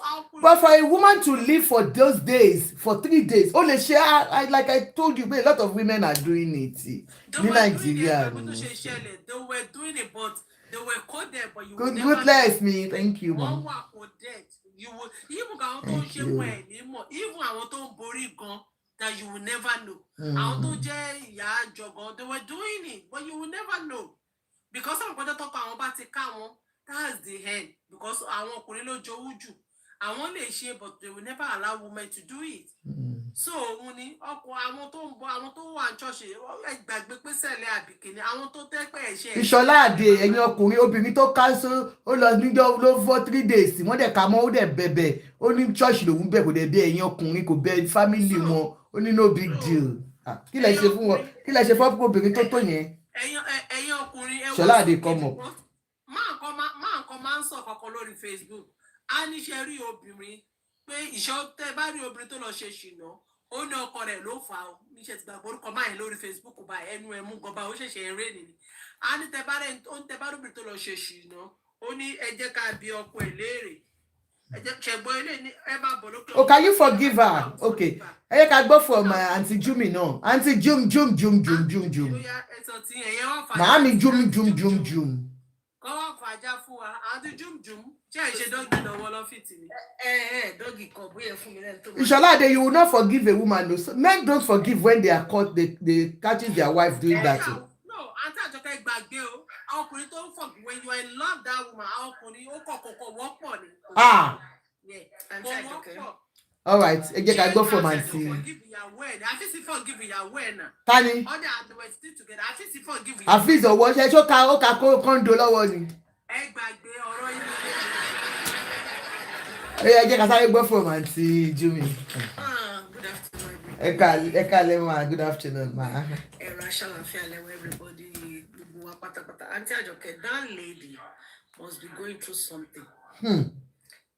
Ó bínú jáde ni. And shit happen. You can see on Kini apology, she did not even say my husband or my husband's family. She must be going through something that she cannot tell anybody, that everybody that surrendered her knows about it. She will continue saying, and she has she thought maybe I don't know, maybe she think, well, okay, let me just go out and have myself. You lè believe pé tó ó lè possible gọgọgọgọ ẹgọ kó má mọ̀ kó jẹ́ pọn kàn pàdé ni àwọn kó jẹ́ pé one time lover ni kó ní pé wá ń bí ọmọ mo fẹ́ kó gbé mi débẹ̀ ẹ believe. Ó wá bínú tán ó jẹ́ pé first time ẹ ní. Ó lè jẹ́ pé kó pàdé ara wọn kó dẹ̀ ní nǹkan báyìí wo ẹ gbé mi débẹ̀ and kò sí nǹkan tó máa ṣe because tẹ́ bá wo situation for somebody like okay. I don't want anybody apology, but the Holy Celestial or something like that. I think she might be going through something that is like kole shaking moto ti fẹ́ run mad. You know what?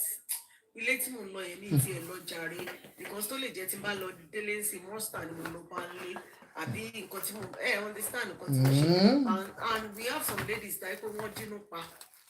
They don't lóòótọ́ dẹ̀ ni wọ́n hold anybody apology wọn ọkùnrin Yorùbá ṣe kínní and the man gan á wò pé yé nǹkan tí ó tó tiẹ̀ ti bọ́ sí public akínní tó dẹ̀ ti jẹ́ pé ṣẹlẹ̀ ní ìkọlù bẹ̀ tòun ti bá òun kò ṣe pé kínní because for somebody tó máa ṣerú nǹkan bẹ́ẹ̀ tí ò dẹ̀ ṣe pé wọ́n kidnap ẹ̀ you can see bí mo ṣe gbọ́ pé ṣe ká kínní ẹ̀ because the first time ìkọ̀kọ̀ gbọ́ kí n tó wọlé mọ́ arí nígbà tẹ̀ kálẹ̀ lẹ́kejì I can now understand pé this woman must be going through somebody but òun wá ó ti ọgbọ́n ọmọdé wọ̀ ẹjọ́ nítorí ọlọ́run àbáyà pọ̀ ó ní 6,000 wà ó ní 10,000 wà ṣìkúlà get one kó kàn kó ṣe kí ni kó mú aṣọ àdúrà kó ka pápápá kó jù sí báyìí tó bá fẹ́ lọ 10 days because a kàn sọ bẹ́ẹ̀ ni you see a lot of women are going through a lot but they can't tell anybody wọ́n lè ti sọ fún family rí family tẹ̀ máa sọ fún pé mo ń go through nǹkan báyìí tí wọ́n ní ọmọ mi máa forí tì I have my mother like that when she was alive máa forí tì iná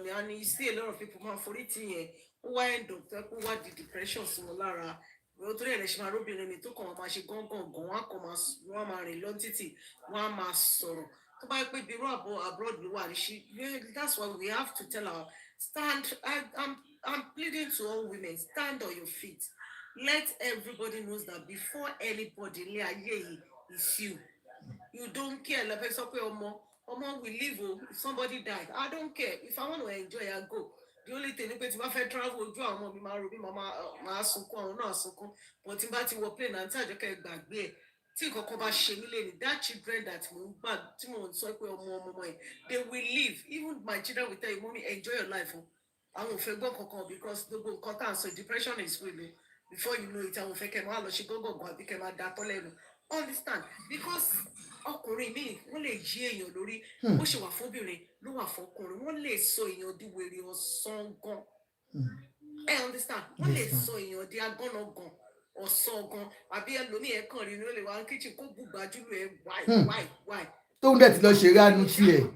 yà tó bá ní kí ni mo ṣe àyínú ẹ̀ kàn bí mi ni mo tiẹ̀ máa pa ẹ́ lẹ́nìí kó kàn mọ́mọ́ rogun ní wákà. You know, I think this time around, women, we need to stand our feet. When we see something like, oh, my harm, and the thing will put in affect mental health, let us excuse ourselves. What the lady did was like, only my lolly, just me, I got to my ballot. Mommy, you tell Lolly, yeah, taton. And the guy only Japan pad in one to the pad, split, only do tell go to go pay. I need one man. Nice stand, pick a combat. I am a pay a lot of guinea, go shop with the problem. But one need them to make one day. Ruthless, there are lots of women who are not self-caring. Who will put a man's life before theirs? Yes, so many. They will be like, oh, I want to be also more. Queen me. Love you, sis. Plan life for what you be telling my day. So kí wọ́n máa gbọ̀n ẹ̀wò mi ò tí bá fẹ́ jáde wọ́n lọ nìyẹn. Kì í ṣe wọ́n dùn lọ gbà táwọn ọmọ mi kéré I train them. But when it's come to my own life, take yourself as priority first. Self-love first. Priority ni kò jẹ́ fúnra ẹ̀. Tẹ́lẹ̀ yẹn wọ́n máa pẹ́ kí ló mọ mi máa ṣe kí ló mọ mi ẹ má bínú ẹjọ́ ẹ sáré rádọ̀ bá fẹ́ kí ni ọkùnrin tó wà nígbà káwọn náà sọ sí ẹ. Yeah, so the lady must be going ẹ jẹ́ kí random say the lady must be going through something but she made a big mistake. A big mistake because she tarnished one society that is like worldwide. And Christian, it's happened with to dash one like and say okay, my soul. Ashele Alumanda Gurua Doko. Amino Eleha. To the mount one in the Togogoro one. Ibi store Gogoro combine about 21 major air, she came out of Koan, Palugore, Niba Kenny one kekere.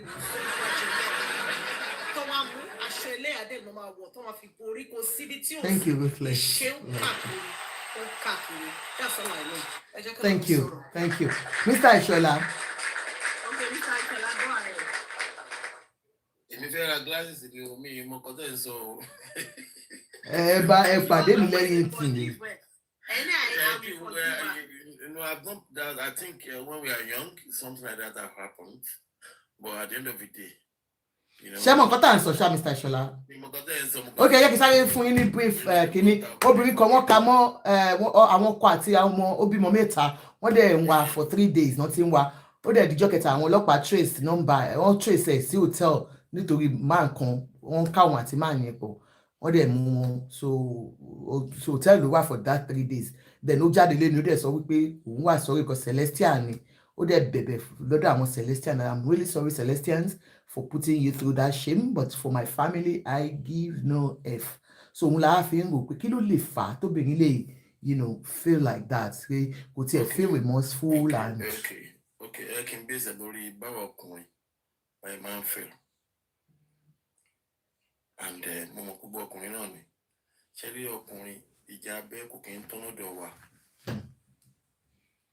ìjà abẹ́ gbogbo ọkùnrin tó bá ti rántí báyìí obìnrin yẹn máa ń sí ni and bọ́lá ṣe make mind ọkùnrin ṣe wọ́n pé nísìn fàpẹ̀rẹ̀ ọkùnrin lè fẹ́ yàwó méjì mẹ́ta tí yàwó kejì lè máa mọ̀ pé ọkọ wa wà lọ́dọ̀ òun ló kọ́ lòun kàn lé ní you understand ṣe mọ̀ pé wọ́n exist even nowadays so ọlọ́run tó ọkọ mind yẹn tóbìnrin máa fi wò pé wẹ́ àwọn mẹ́ta ní àwọn mẹ́rin lọ́dọ̀ ọkọ àwọn tẹ pé àkóso ọ̀dọ̀ wọn lé ní ọdọ̀ sọ̀dọ̀ so mind yẹn kò sí bọ́kùnrin ṣe lè lọ ṣe ṣìnà tó ń ta obìnrin máa forgive wọ́n lè máa forget but mind àwọn ọkùnrin bọ́n wọn ṣe dá ọkàn wa bí ọkàn ọlọ́run ṣe rí ni Ọlọ́run ló máa ń gbàgbé Ọlọ́run ò kí ń gba owó Ọlọ́run ò kí ń gbà kẹ́rù pẹ̀lú mí lọ́lọ́run lẹ́gbẹ̀ẹ́ òun you understand so kò sọ́kùnrin náà tó máa rí pé ṣẹ́rí tí ó bá ń gbọ́ wọn ní mọ́nì ìyẹn yàtọ̀ irú tí mo sọ nísìn like I said when I was young tí mo ṣẹlẹ̀ kó tẹ̀ and that time we were growing up she's my girlfriend so èmi tí wàá kúrò mọ́ àlọ́ fi replace ara mi mo padà wá gbọ́ pé ó ń fẹ́ àmọ́ àpò àwọn ẹni báńsà tó bá fẹ́ wọnú kásínà so àwọn ẹ̀dẹ̀rẹ̀ bílà ni wá àwọn báńsà yẹn la máa ń kówó fún tó bá fún wa lówó tó máa bá a ṣe I mean inside the casino lẹ́kọ̀ọ́ ní Meridian you understand but then mo wá resign girlfriend mi ni wọ́n padà wá gbọ́ pé ó fẹ́ kàn wọ́n náà báńsà I'm like irọ́ ni at the end of the day àwọn kẹ́mi yìí rí so I forgive they are move on you understand that when we are young but now ìyàwó lé ṣẹlẹ ọkùnrin tó bá ọkùnrin á lè forgive. kò lè forgive kí lẹ rò pé obìnrin yẹn tó lè mú jáde bẹ́ẹ̀ yẹn ẹ ti rí i pé ó dà pé ó ti sùn nìyẹn ṣetán. kò sí pé my husband like you mentioned now for my family it's not safe for my husband like what you just said now because I don't know me no sorry but it's always pé only for my family.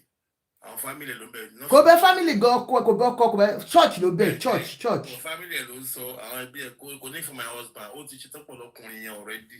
Ṣé tó bí bá ti ṣetán pẹ̀lú ọkùnrin ló máa sọ pé à ń so. You understand? But like ọkùnrin no. I can't forgive. Kò bẹ̀ yẹn. Kò sí I don't think.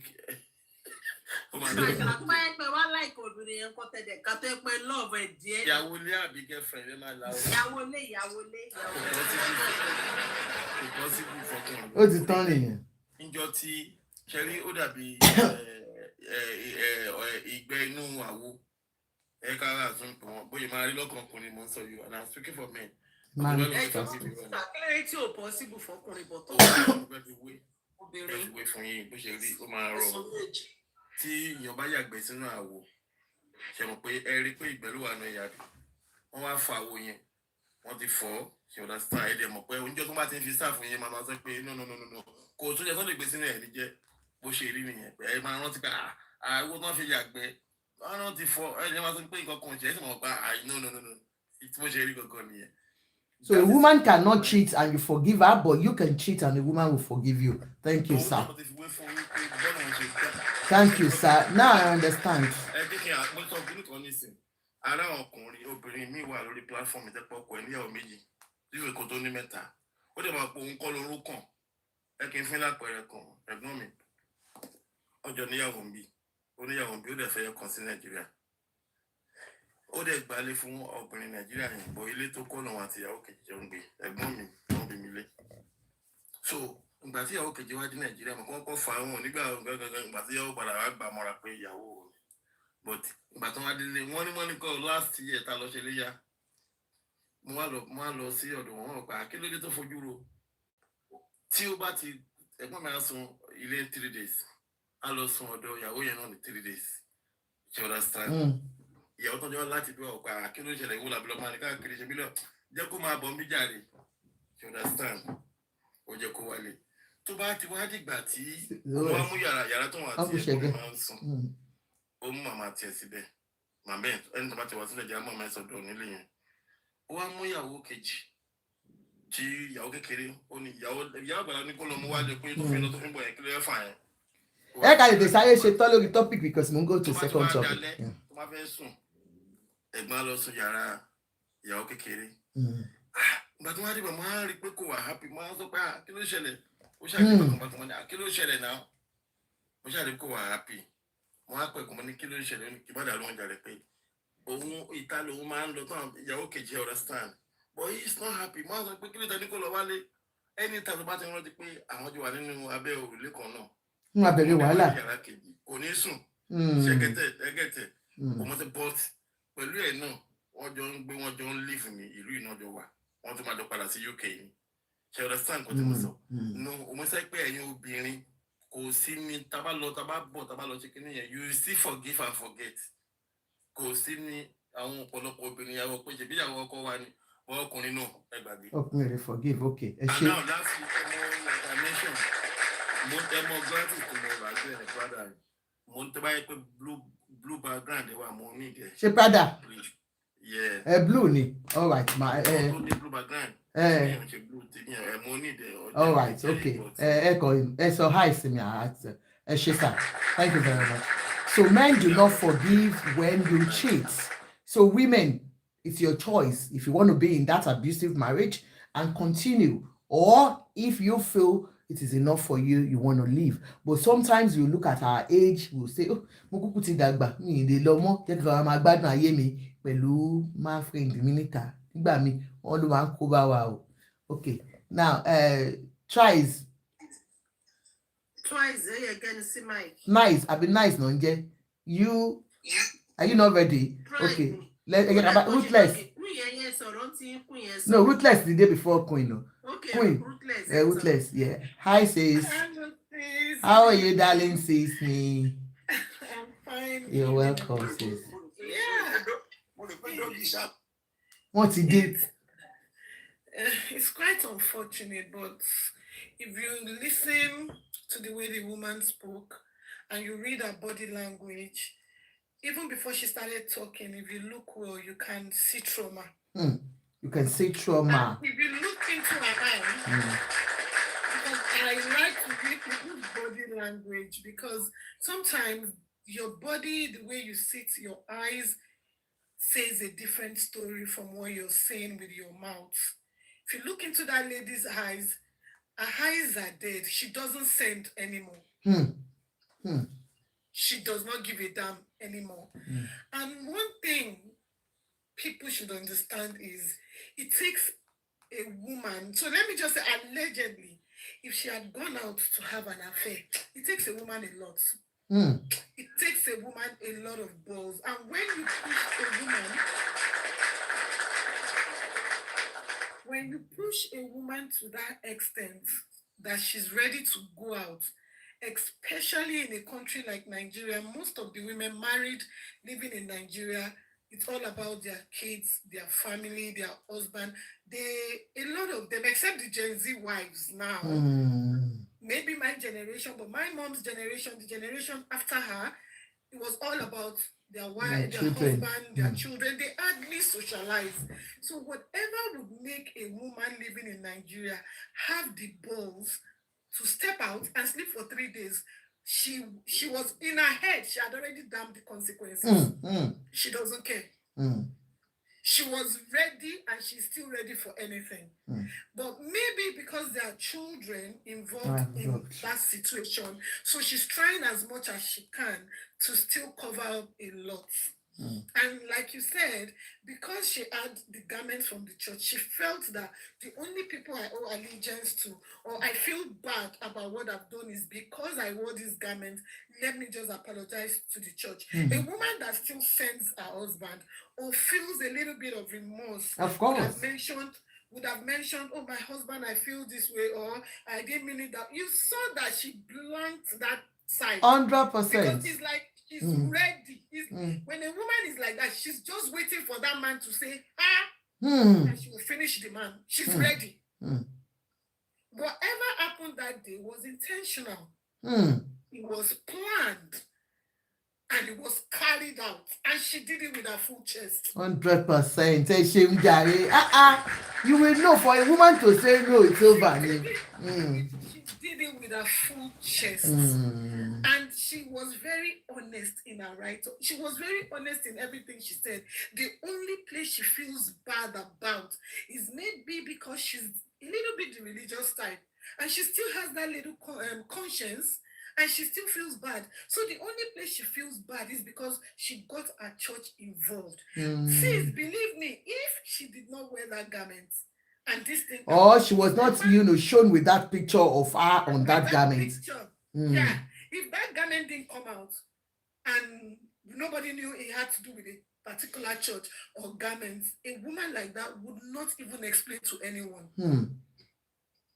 She would not. She has said it. I owe no one apology or explanation. She's done what she wanted. She satisfied herself. And this brings me down to marriages.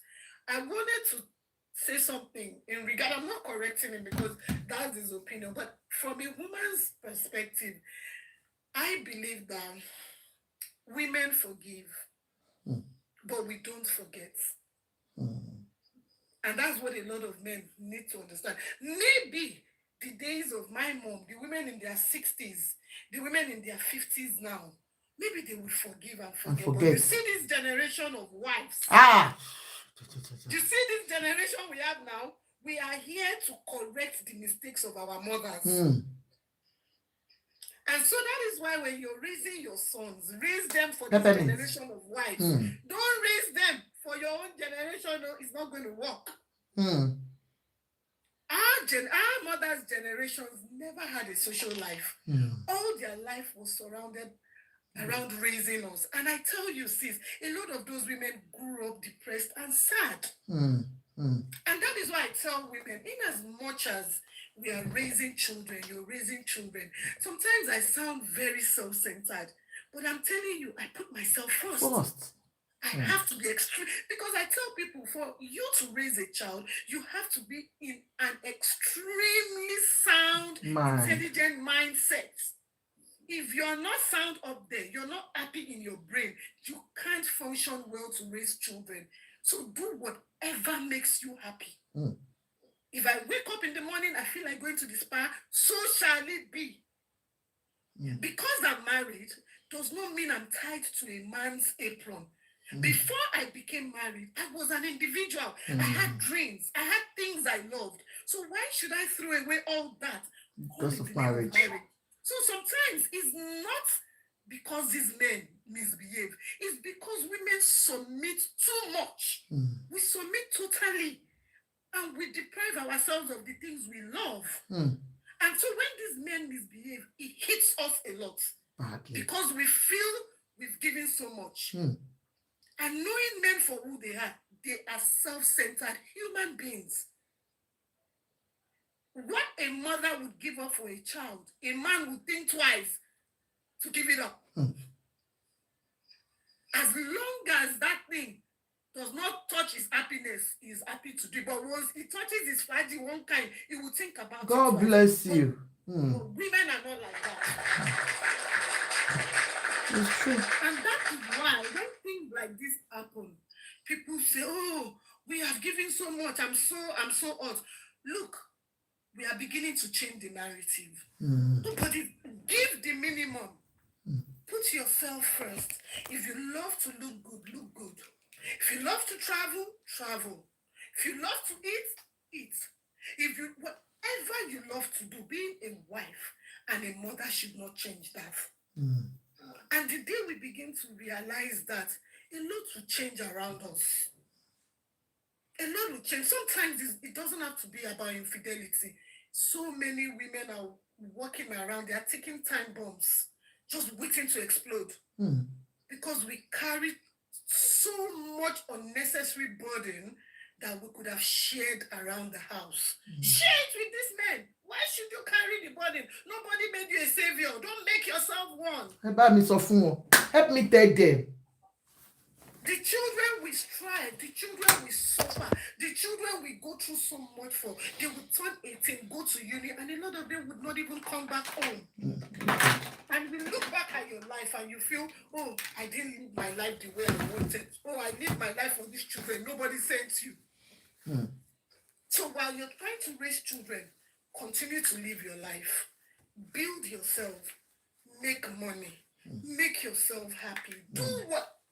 I keep saying it. Whatever makes you happy, as long as you're not hurting anybody in the process. My sister, enjoy your life. If you want to hang out on a Friday, go out with your friends. Who told you because you're a mom or because you're a wife, you can't go out? Going out does not mean you're going to do something naughty. You can hang out and have a drink with your friends. Let that heat out. Women carry too much.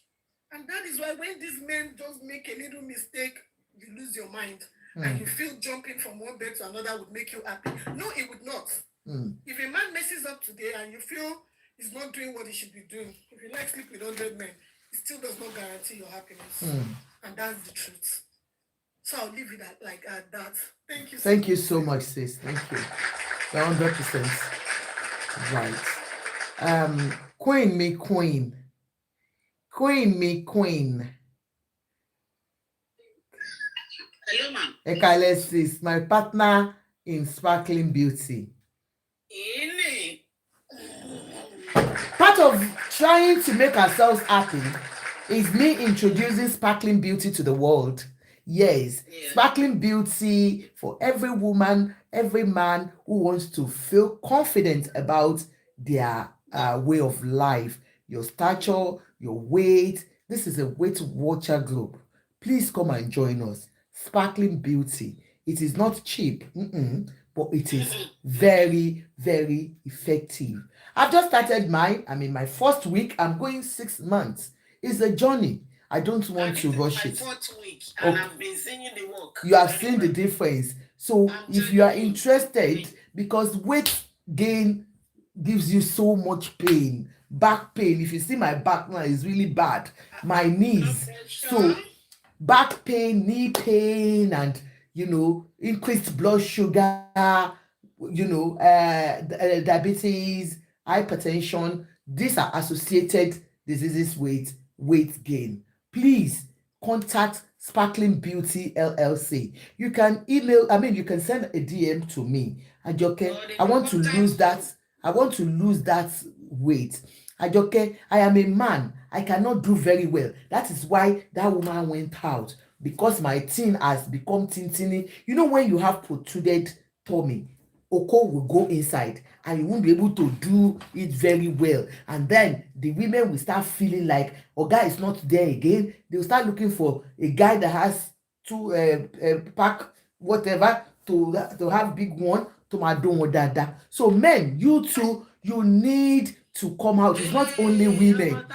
Kò ń ṣobìnrin nìkan ló need láti slim down. Ọkùnrin o, obìnrin, men and women, because so many of you push it to us. Yeah, you have gained weight. You too, you have gained stomach. We are the same.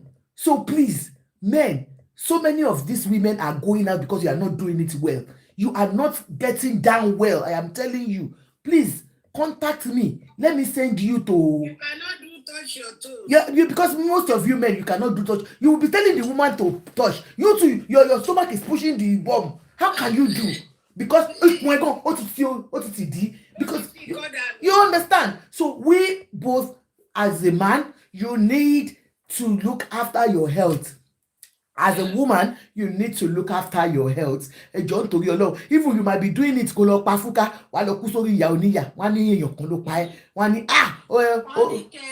so you need to tell you need Sparkling Beauty LLC. You can DM me. Some of you have been DMing me. Go and DM me. Come and DM me. And this is our our TikTok account, Sparkling Beauty LLC. She was with us 2 days ago. She was with us 2 days ago and she spoke about it. You can join our line on Sparkling Beauty LLC. That is where you can get your health back, your confidence as a man or as a woman. Believe me, by the time I am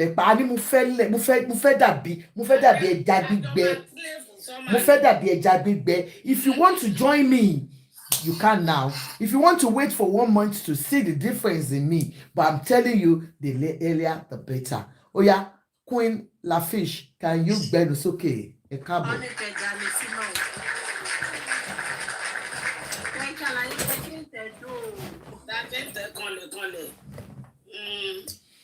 No, I don't know what you are discussing about, but I can feel 1 or 2 things. As a woman, you have to do what you want to do.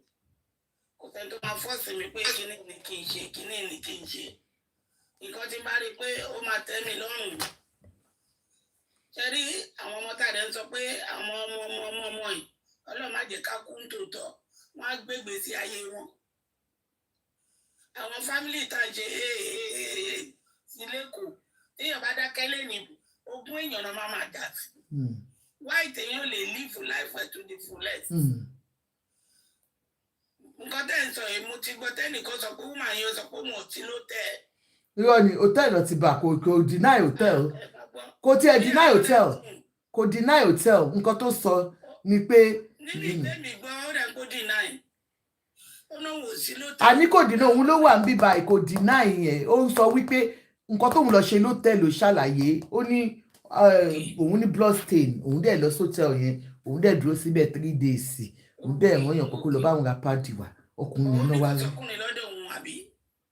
kò yẹ pé bí wàá bí ìrọ̀pọ̀kùn yẹn wà ń bẹ̀ níjọ́ tí àwọn ọlọ́pàá débẹ̀ yẹn but true wọ́n trace phone number ẹ̀ wọ́n trace ẹ̀ ṣáà débẹ̀ wọ́n track number àbọ̀bọ̀ yẹn náà fi yẹn ló wá mú ọdún tell or something. Okay, mi lè ṣe much torí mi mọ much nípa. Folashade Folarin, the weight loss is about its injection. So go on, you inject yourself. Bóyá kẹ́sì ní sùn ẹ jẹ́ kí Mr. Ṣẹ́gun Àdìgún Ṣẹ́gun gbẹ́nu sí máa tóró tí gbóòdù láti ẹ̀kọ́ you don't do that. Ṣẹ́gun ní sùúrù ó sọ pé àwọn kan slot kò dáa na it's not. Kí ló sọ bẹ́ẹ̀? A lot ló fẹ́ sọ, a lot ló fẹ́ sọ. A lot ló fẹ́ sọ. Sometimes nǹkan ẹ máa ṣe mistake ẹ yá máa kọ nǹkan dáadáa wọ́n máa fún yín lọ́rùn o. A lot ni mo rí a lot ló fẹ́ kọ. Ó lè jẹ́ typing error ni. Èmi ò mọ nǹkan tí wọ́n sọ. Ṣẹ́gun tó bá káyàwó ẹ̀ lóòótẹ́ ṣó máa forgive àbó lè forgive ẹ̀. Tí máa ka lóòótẹ́ wọ́n lè forgive ẹ̀ náà ṣé bọ́ọ̀lù kan lórí wà mẹ́. Ó gbọ́kùnrin lọ ó lọ ṣe 3 days. Ó lọ ṣe 3 days. Kí ni ẹ le? Ẹ má jẹ́ ká parọ́. Àwọn obìnrin lọ́kàn máa forgive wa kí ni ẹ le? Àwọn obìnrin tó rẹ̀ mo ṣe máa ń yin obìnrin gbà mí ó le fọkùnrin. Ẹ wò bí mo ṣe lè sọ àfi tí màá máa parọ́ fún yín kí ni ẹ le fọkùnrin. Ẹ ṣe nǹkan tẹ́mi kàn fẹ́ mú dání with all our submission here you can see that definitely she doesn't want that marriage again. Tó bá ìfẹ́ marriage yẹn ẹ mọ̀ pé there are a lot of things going on in that marriage. It is so obvious because if you are not remorseful about it tó bá káyàn mọ́ wọ́n ká mi mọ́ ni. Like I gave you an example of that viral video where the man caught. Ẹ má bínú ṣé hòtẹ́ẹ̀lì tí mo lọ ka mi ò provide ẹ lówó ni and then àbí mi bá sùn dáadáa. Òun náà ni á jẹ́ pé there is an underlying issue in that marriage or there are issues in that marriage. Ṣé pé mo sọ ọ̀tọ̀ fún mi pé mo bó mi fún ọ̀tọ̀kùnrin yẹn. So mọ nǹkan tó ṣẹlẹ̀ so but gbogbo marriage náà la fẹ́ a kò fẹ́ generalize ẹ̀ ń sìn ní iṣẹ́ tí wọ́n bá máa ń ṣe ń bí báyìí wípé tó bá ti rí bẹ́ẹ̀ yẹn lóòótọ́ ìtìdá ọkùnrin yẹn láti ilẹ̀ wọ́n ti ní problem a lot of women wọ́n máa ti stomach for a long time wípé look let me just ṣebí wọ́n sọ pé ọkùnrin cheat ni but we don't understand what it does to women we have emotions too blood running our veins. Folashade Folarin ni ó lọ ṣọlidé bẹ́ẹ̀. Ó lọ ṣọlidé ni. Ẹ̀yin obìnrin àti Àjọkẹ́ ẹ jẹ́ kí n sọ lórí eléyìí. Ṣé kò kí ń ṣe mi ò mọ̀ there was a day gbogbo wa wà níbí ní Houston lọ́jọ́ ọkùnrin àpọ̀ gan àwọn obìnrin fíìlù wà bẹ́ẹ̀ mú wá dá sílẹ̀. Kò sí bọ́kùnrin yẹn ṣe lè lówó tó kí ìyàwó ẹ̀ jẹ́ kó wá fa ìyàwó ẹ̀ ló fáìn jù lágbàáyé ṣòye ló fáìn jù tó bá di level kan ó máa ń slow down lọ́dọ̀ wa tó ìgbé ìfúnkan tóbìnrin bá béèrè ṣòye yín kò dé ṣe pé nífẹ̀ẹ́ ọlọ́ ẹni béèrè àwọn ọkùnrin kú wà níbí kò yẹ pé lọ́ọ̀fù obìnrin yẹn o ìfúnkan tó máa ní kidney wa lè fi sílẹ̀ fún ọṣẹ ẹ̀rọ ọmọ tá a lọ bá níta yẹn a lè kó ọwọ́ mẹ́rin fún. Ok pé yẹn máa gbà fún. ká mú 10 million or 5 million ok nínú ilé. òkè àdéfọ́mọ̀ ọ̀tá yẹn o nǹkan tí òkè yẹ ẹ̀yìn obìnrin nìyẹn even kidney tó lágbára jù pé bóyá ìyàwó wa fẹ́ kú a lè fi ilẹ̀ fi pé òkè ṣàmì pé tó bá di time àwọn sex yẹn máa ń reduce kò pé iye there was a day mo béèrè lọ́wọ́ àwọn èèyàn yíkọ́ bóyá èmi gan ni mo ní problem yẹn gbà yẹn kò yé yín. ó kó yín ò le dáadáa mọ́. ìmọ̀lẹ̀ dẹ́ta máa ṣe ẹni yàtọ̀ tó sọ pé kí ló dé má dòwe pa yàtọ̀ tó kí ló dé wá lówe pa bọ̀tí ilé gádẹ̀ máa bẹ̀ ẹ́ pé òde àdìpọ̀kì wọ́n fi mí lẹ́yìn ọkọ̀ tó bá di ìdájí tó bá ìdájí yẹn ò dẹ̀ ní ṣe mo ti búra ọtí jáde ní òmò wá ìbò ṣe máa ibò mo ti bèèrè lọ́wọ́ àwọn ọkùnrin ọ̀ràn ní pé kí ló dé wá lè wò bẹ́ẹ̀ náà lè wé bóyá bọ́ọ̀lù ń ṣe ni bóyá nature ńlá tọ̀dọ̀ Ọlọ́run tó fún wa dúnà. bọ̀kẹ́dá ẹṣẹ́ mo lè bèbè question kan ṣe àpò bẹ́ẹ̀ náà ṣe ń feel ẹ̀mọ̀ kóbìnrin náà lè feel bẹ́ẹ̀ tó yẹ pé òun náà kò ní wà aroused by your thing gan kó rí ó dẹ̀ lè rí èèyàn kan níta tó yẹ pé ẹ̀kan tó bá gbà fún báyìí kò ní fẹ́ lọ mọ́. torí ẹ̀ la ṣe máa fi owó dí obìnrin lẹ́nu ìyàwó lé akọ̀kọ̀ wá sí wípé òní máa ń chìtì ọmọ òkè bá ṣe rí dáadáa máa fún lẹ́nu kan gbàgbé travel mo lè rí wà tọ́wọ́ ẹ ṣeré lọ bí báyìí. ẹ̀sùn tó lẹ́yìn wà lè forgive ẹ̀ nígbà tó pé ẹ̀yin lọ ṣe ti yín sìn ó forgive yín nítorí nature bẹ́ẹ̀ ṣe sọ yẹn pé ok àtijọ́ súra wa àtijọ́ wà nílé for years and that is why ti yẹ pé ó bá sílíndà ó bá ṣe gbogbo ẹ̀ tí understand it's not about love now. Ó ti yé mi sir, we are still saying the same thing. Ìta lè gba ẹ̀mẹ́rin bọ̀tílé ò ní gba ọmọ máa fi gbẹ̀yọ̀ kan tipátipá ló máa fi gbẹ̀yọ̀ kan.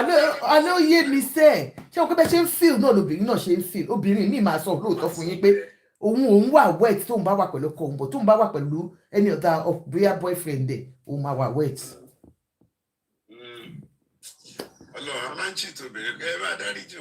So ìyẹn sì obìnrin tó jẹ́ pé ó lọ ṣe ń ta ó dẹ̀ rí pé bóyá òun ò tiẹ̀ lo lubricant òun dẹ̀ omi dẹ̀ ṣe yàá.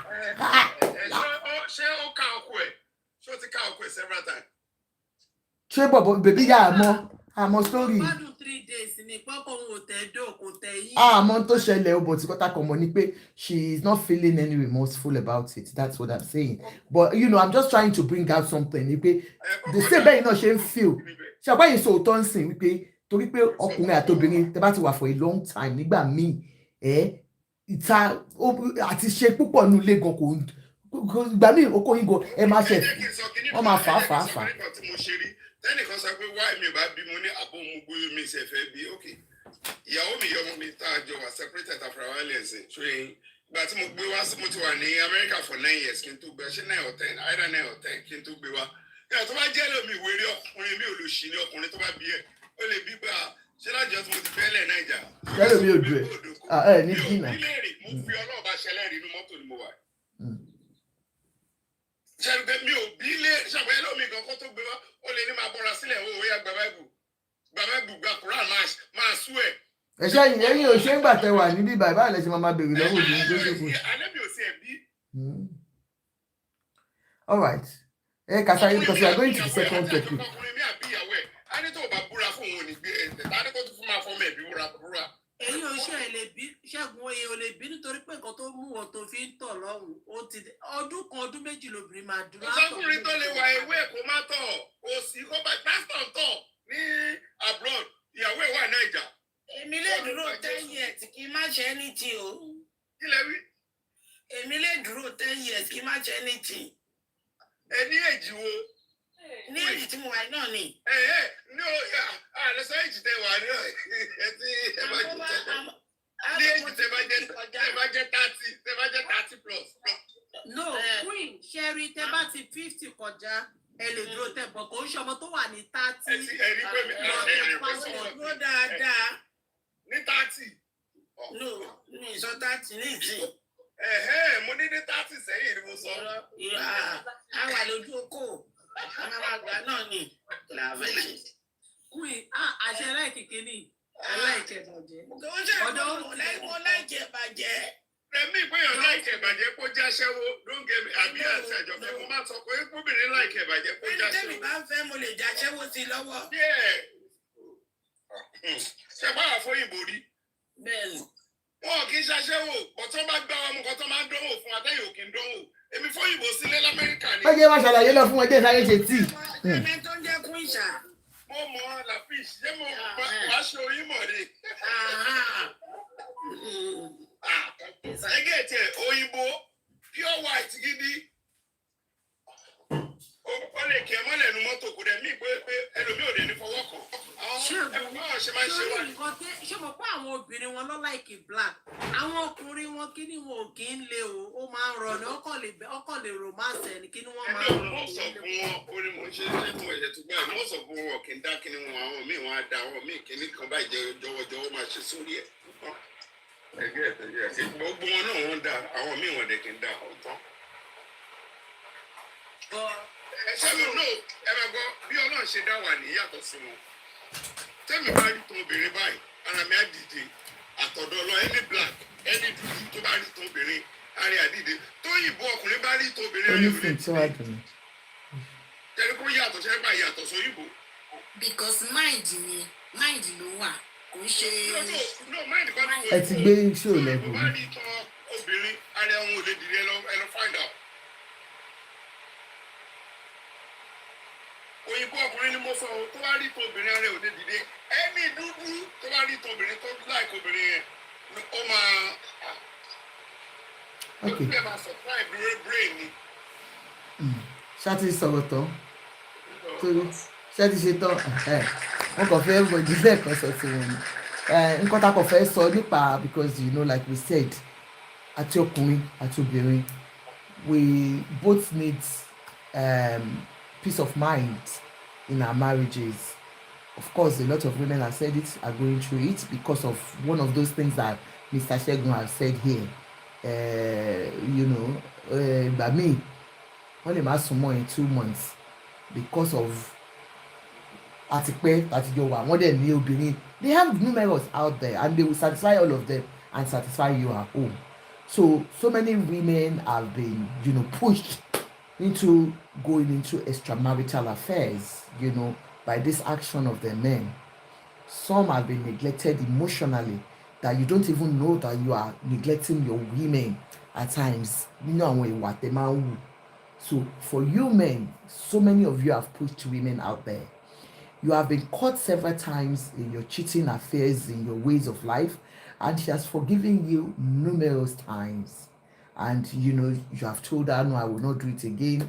Marriage of 20 years, you have men doing it countless times that you can't even imagine. Some will do it with your friends, some will do with, you know, house helps, a lot of things that women have gone through.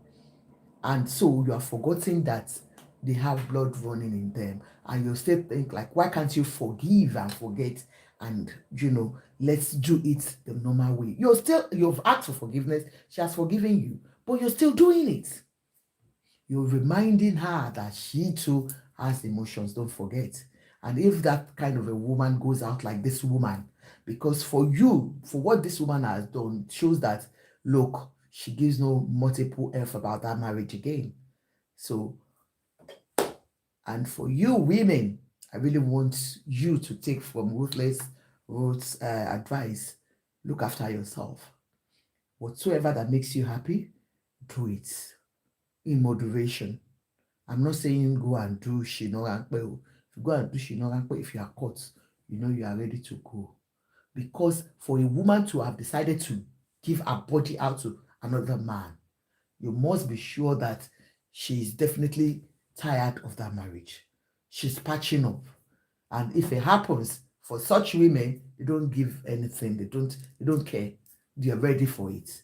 So for you as a woman to still please hold on to yourself, please do what makes you happy. Do you enjoy your life to the fullest? If you have friends that you joke with, you join groups, you talk about everything that makes you happy. You go out, have fun, have your own life. Don't let your life depend on the home and the children. Okay? Men are enjoying themselves. It is we women that we are always there crying like no man business. Make yourself happy. I am begging you. Improve on your own self. Be self-sufficient in everything. So many of our women, especially in Nigeria, you just want to even here, some of you come abroad, they bring you abroad. The men are doing great things. You are crying at home. Why are you crying when you've got opportunities? You've got a lot of opportunities to ride on, and don't let any man put you into depression. So instead of you having that extramarital affairs, if there's anything that makes you happy, because for you to have decided to make that relationship out there, I don't know, it might be an old friend, it might be a new friend, it might be anything. You know that if you're caught, you're ready. Oti endure for a very long time, for years of emotional neglect or years of cheating partner. You understand? And you have decided to move on. Not moving on out of the house, but having, somebody that makes you happy out there. But if it happens, then okay, bye-bye, daddy. You have been doing yours too. If you cannot forgive me, then let's call it a day. So I understand that part. And thank you, everybody. I'm going to the second. Yes, yes, sir. At least tí irú ẹ̀ bá ṣẹlẹ̀ obìnrin lè kọ́kọ́ ra sex ẹ̀ kó gbé wálé kó dẹ̀ kọ́ ọkọ̀ ẹ̀. Tí irú ẹ̀ bá ṣẹlẹ̀ kó máa ti igi ni kó máa ti rìn bọ́ rẹ̀ ní ìdílé. Ẹ máa gbọ́ ọ̀kan tó fẹ́ sọ èyí sọ ní ẹ̀ tó bá ra sex ẹ̀ wálé tó fi hàn ẹ̀ mú bá ọkùnrin ṣe ronú. Àdá kí ló fẹ́ fi ṣe? Ó satisfy mi ni ṣé kò tí sọ fún indirectly ni ẹ̀. Ṣé kò tí sọ fún ibùbó sí ẹ̀ ló kọ́kọ́ fi halẹ̀ mọ́ wọ́n kọ́ ra wálé náà. I understand your advice. You should get it. Mi ò ní rán ẹ pẹ̀lú sọ́ọ̀rì sẹ́ẹ̀sì tó gbé wá yẹn. Ò ní rán ẹ. Torí kò sí ẹ̀ ló kọ́kọ́ fi halẹ̀ mọ́. Ẹ̀rọ bàbá. Ṣẹ́jẹ́ rẹ̀ àwọn ọkùnrin tá a rí ń ta ní níta sí. Wọ́n lè mú ògò tó bá ń fò lọ lójú afẹ́fẹ́. Couples can use the toy together. It's not even the toys alone. Auntie Falashade, it's not about the toys alone. So many women are emotionally down in their marriages.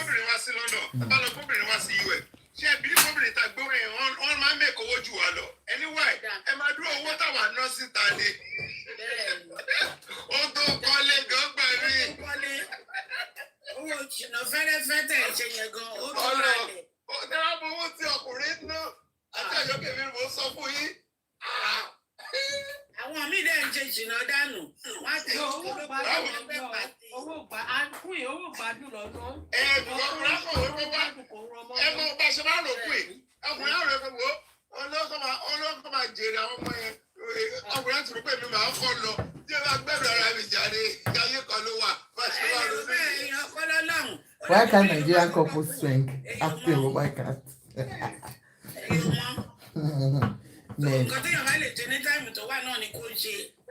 Yes. So, Shetty.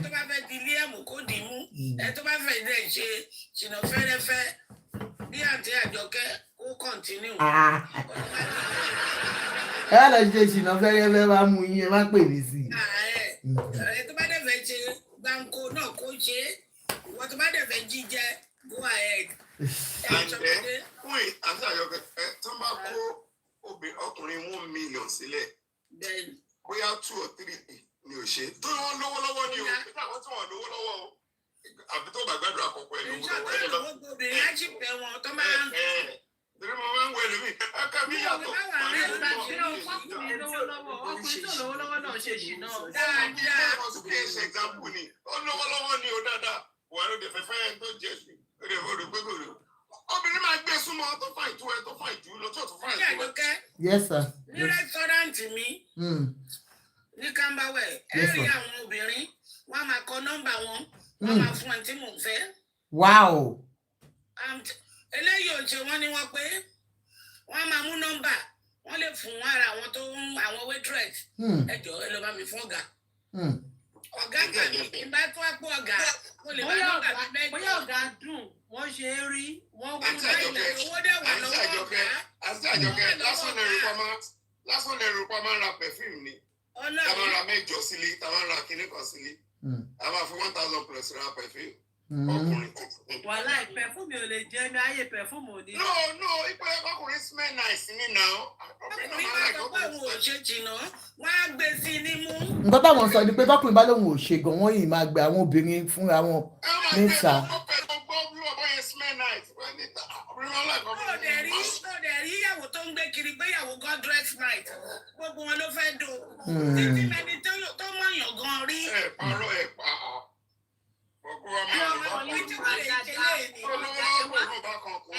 Ẹja ńlá bóyá ọkọ yín dúró déédéé wọ́n ṣe é rí. Lóòní ọkọ wọn máa lo perfume náà. Ní òdúró déédéé. Ẹ̀bí yẹn ṣìnà fẹ́rẹ́fẹ́ wọ́n fẹ́ dò ní. Òun náà dẹ̀ fẹ́ dó gbogbo wọn. Yé pa ọkọ yín yẹn gan pàápàá. A máa gé ọjọ́ tọkùnrin ò ti ní ṣe ṣìnà ẹ lọ mú olóńgbò ẹ wá mẹ́ran díndín ẹ sọ sí wájú tí ò bá ti gbé jẹ àṣẹ ṣìnà lọ.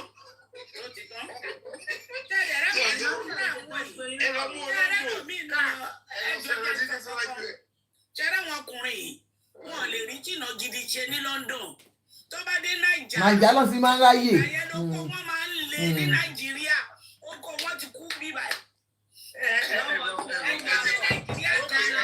àṣírí mo dé tí o ẹ ní jẹ́ àtú kà ṣe ṣe. dàwọ̀sẹ̀dẹ̀ mò ń bí friend nurse kan níbi ìgbà tó máa gbé bí. ẹ̀yin ò tí ẹ yé ṣe ṣìnà kiri wọ́n ṣe pé fọ́tà yìí ni. ẹ wo iye owó tó ń gbà òkun yìí ẹ wo iye owó tó ń gbà ó. gẹ́gẹ́ tó rẹ̀ fún mi ní 800 kí n fi kún owó Exactly. Owó kì í tó lọ́wọ́ o, Abiṣẹ́gun owó kì í tó ó lè gbowó ọ̀nà ṣẹ́gbẹ́ bí kò ṣe oníṣẹ́ ọmọ wọn lẹ́tọ̀ ń gbé o ṣé mo rán ẹ̀kọ́ lọ gba àwọn ìyàwó ìgbòkú ẹ̀. Ọkọ tí eré tí àbáná ti máa ń sọ, iṣẹ́ tó kó bá ṣe ègbò ló ń jèrè. bẹ́ẹ̀ ni o wọ́n ní jẹ́ kí n come back.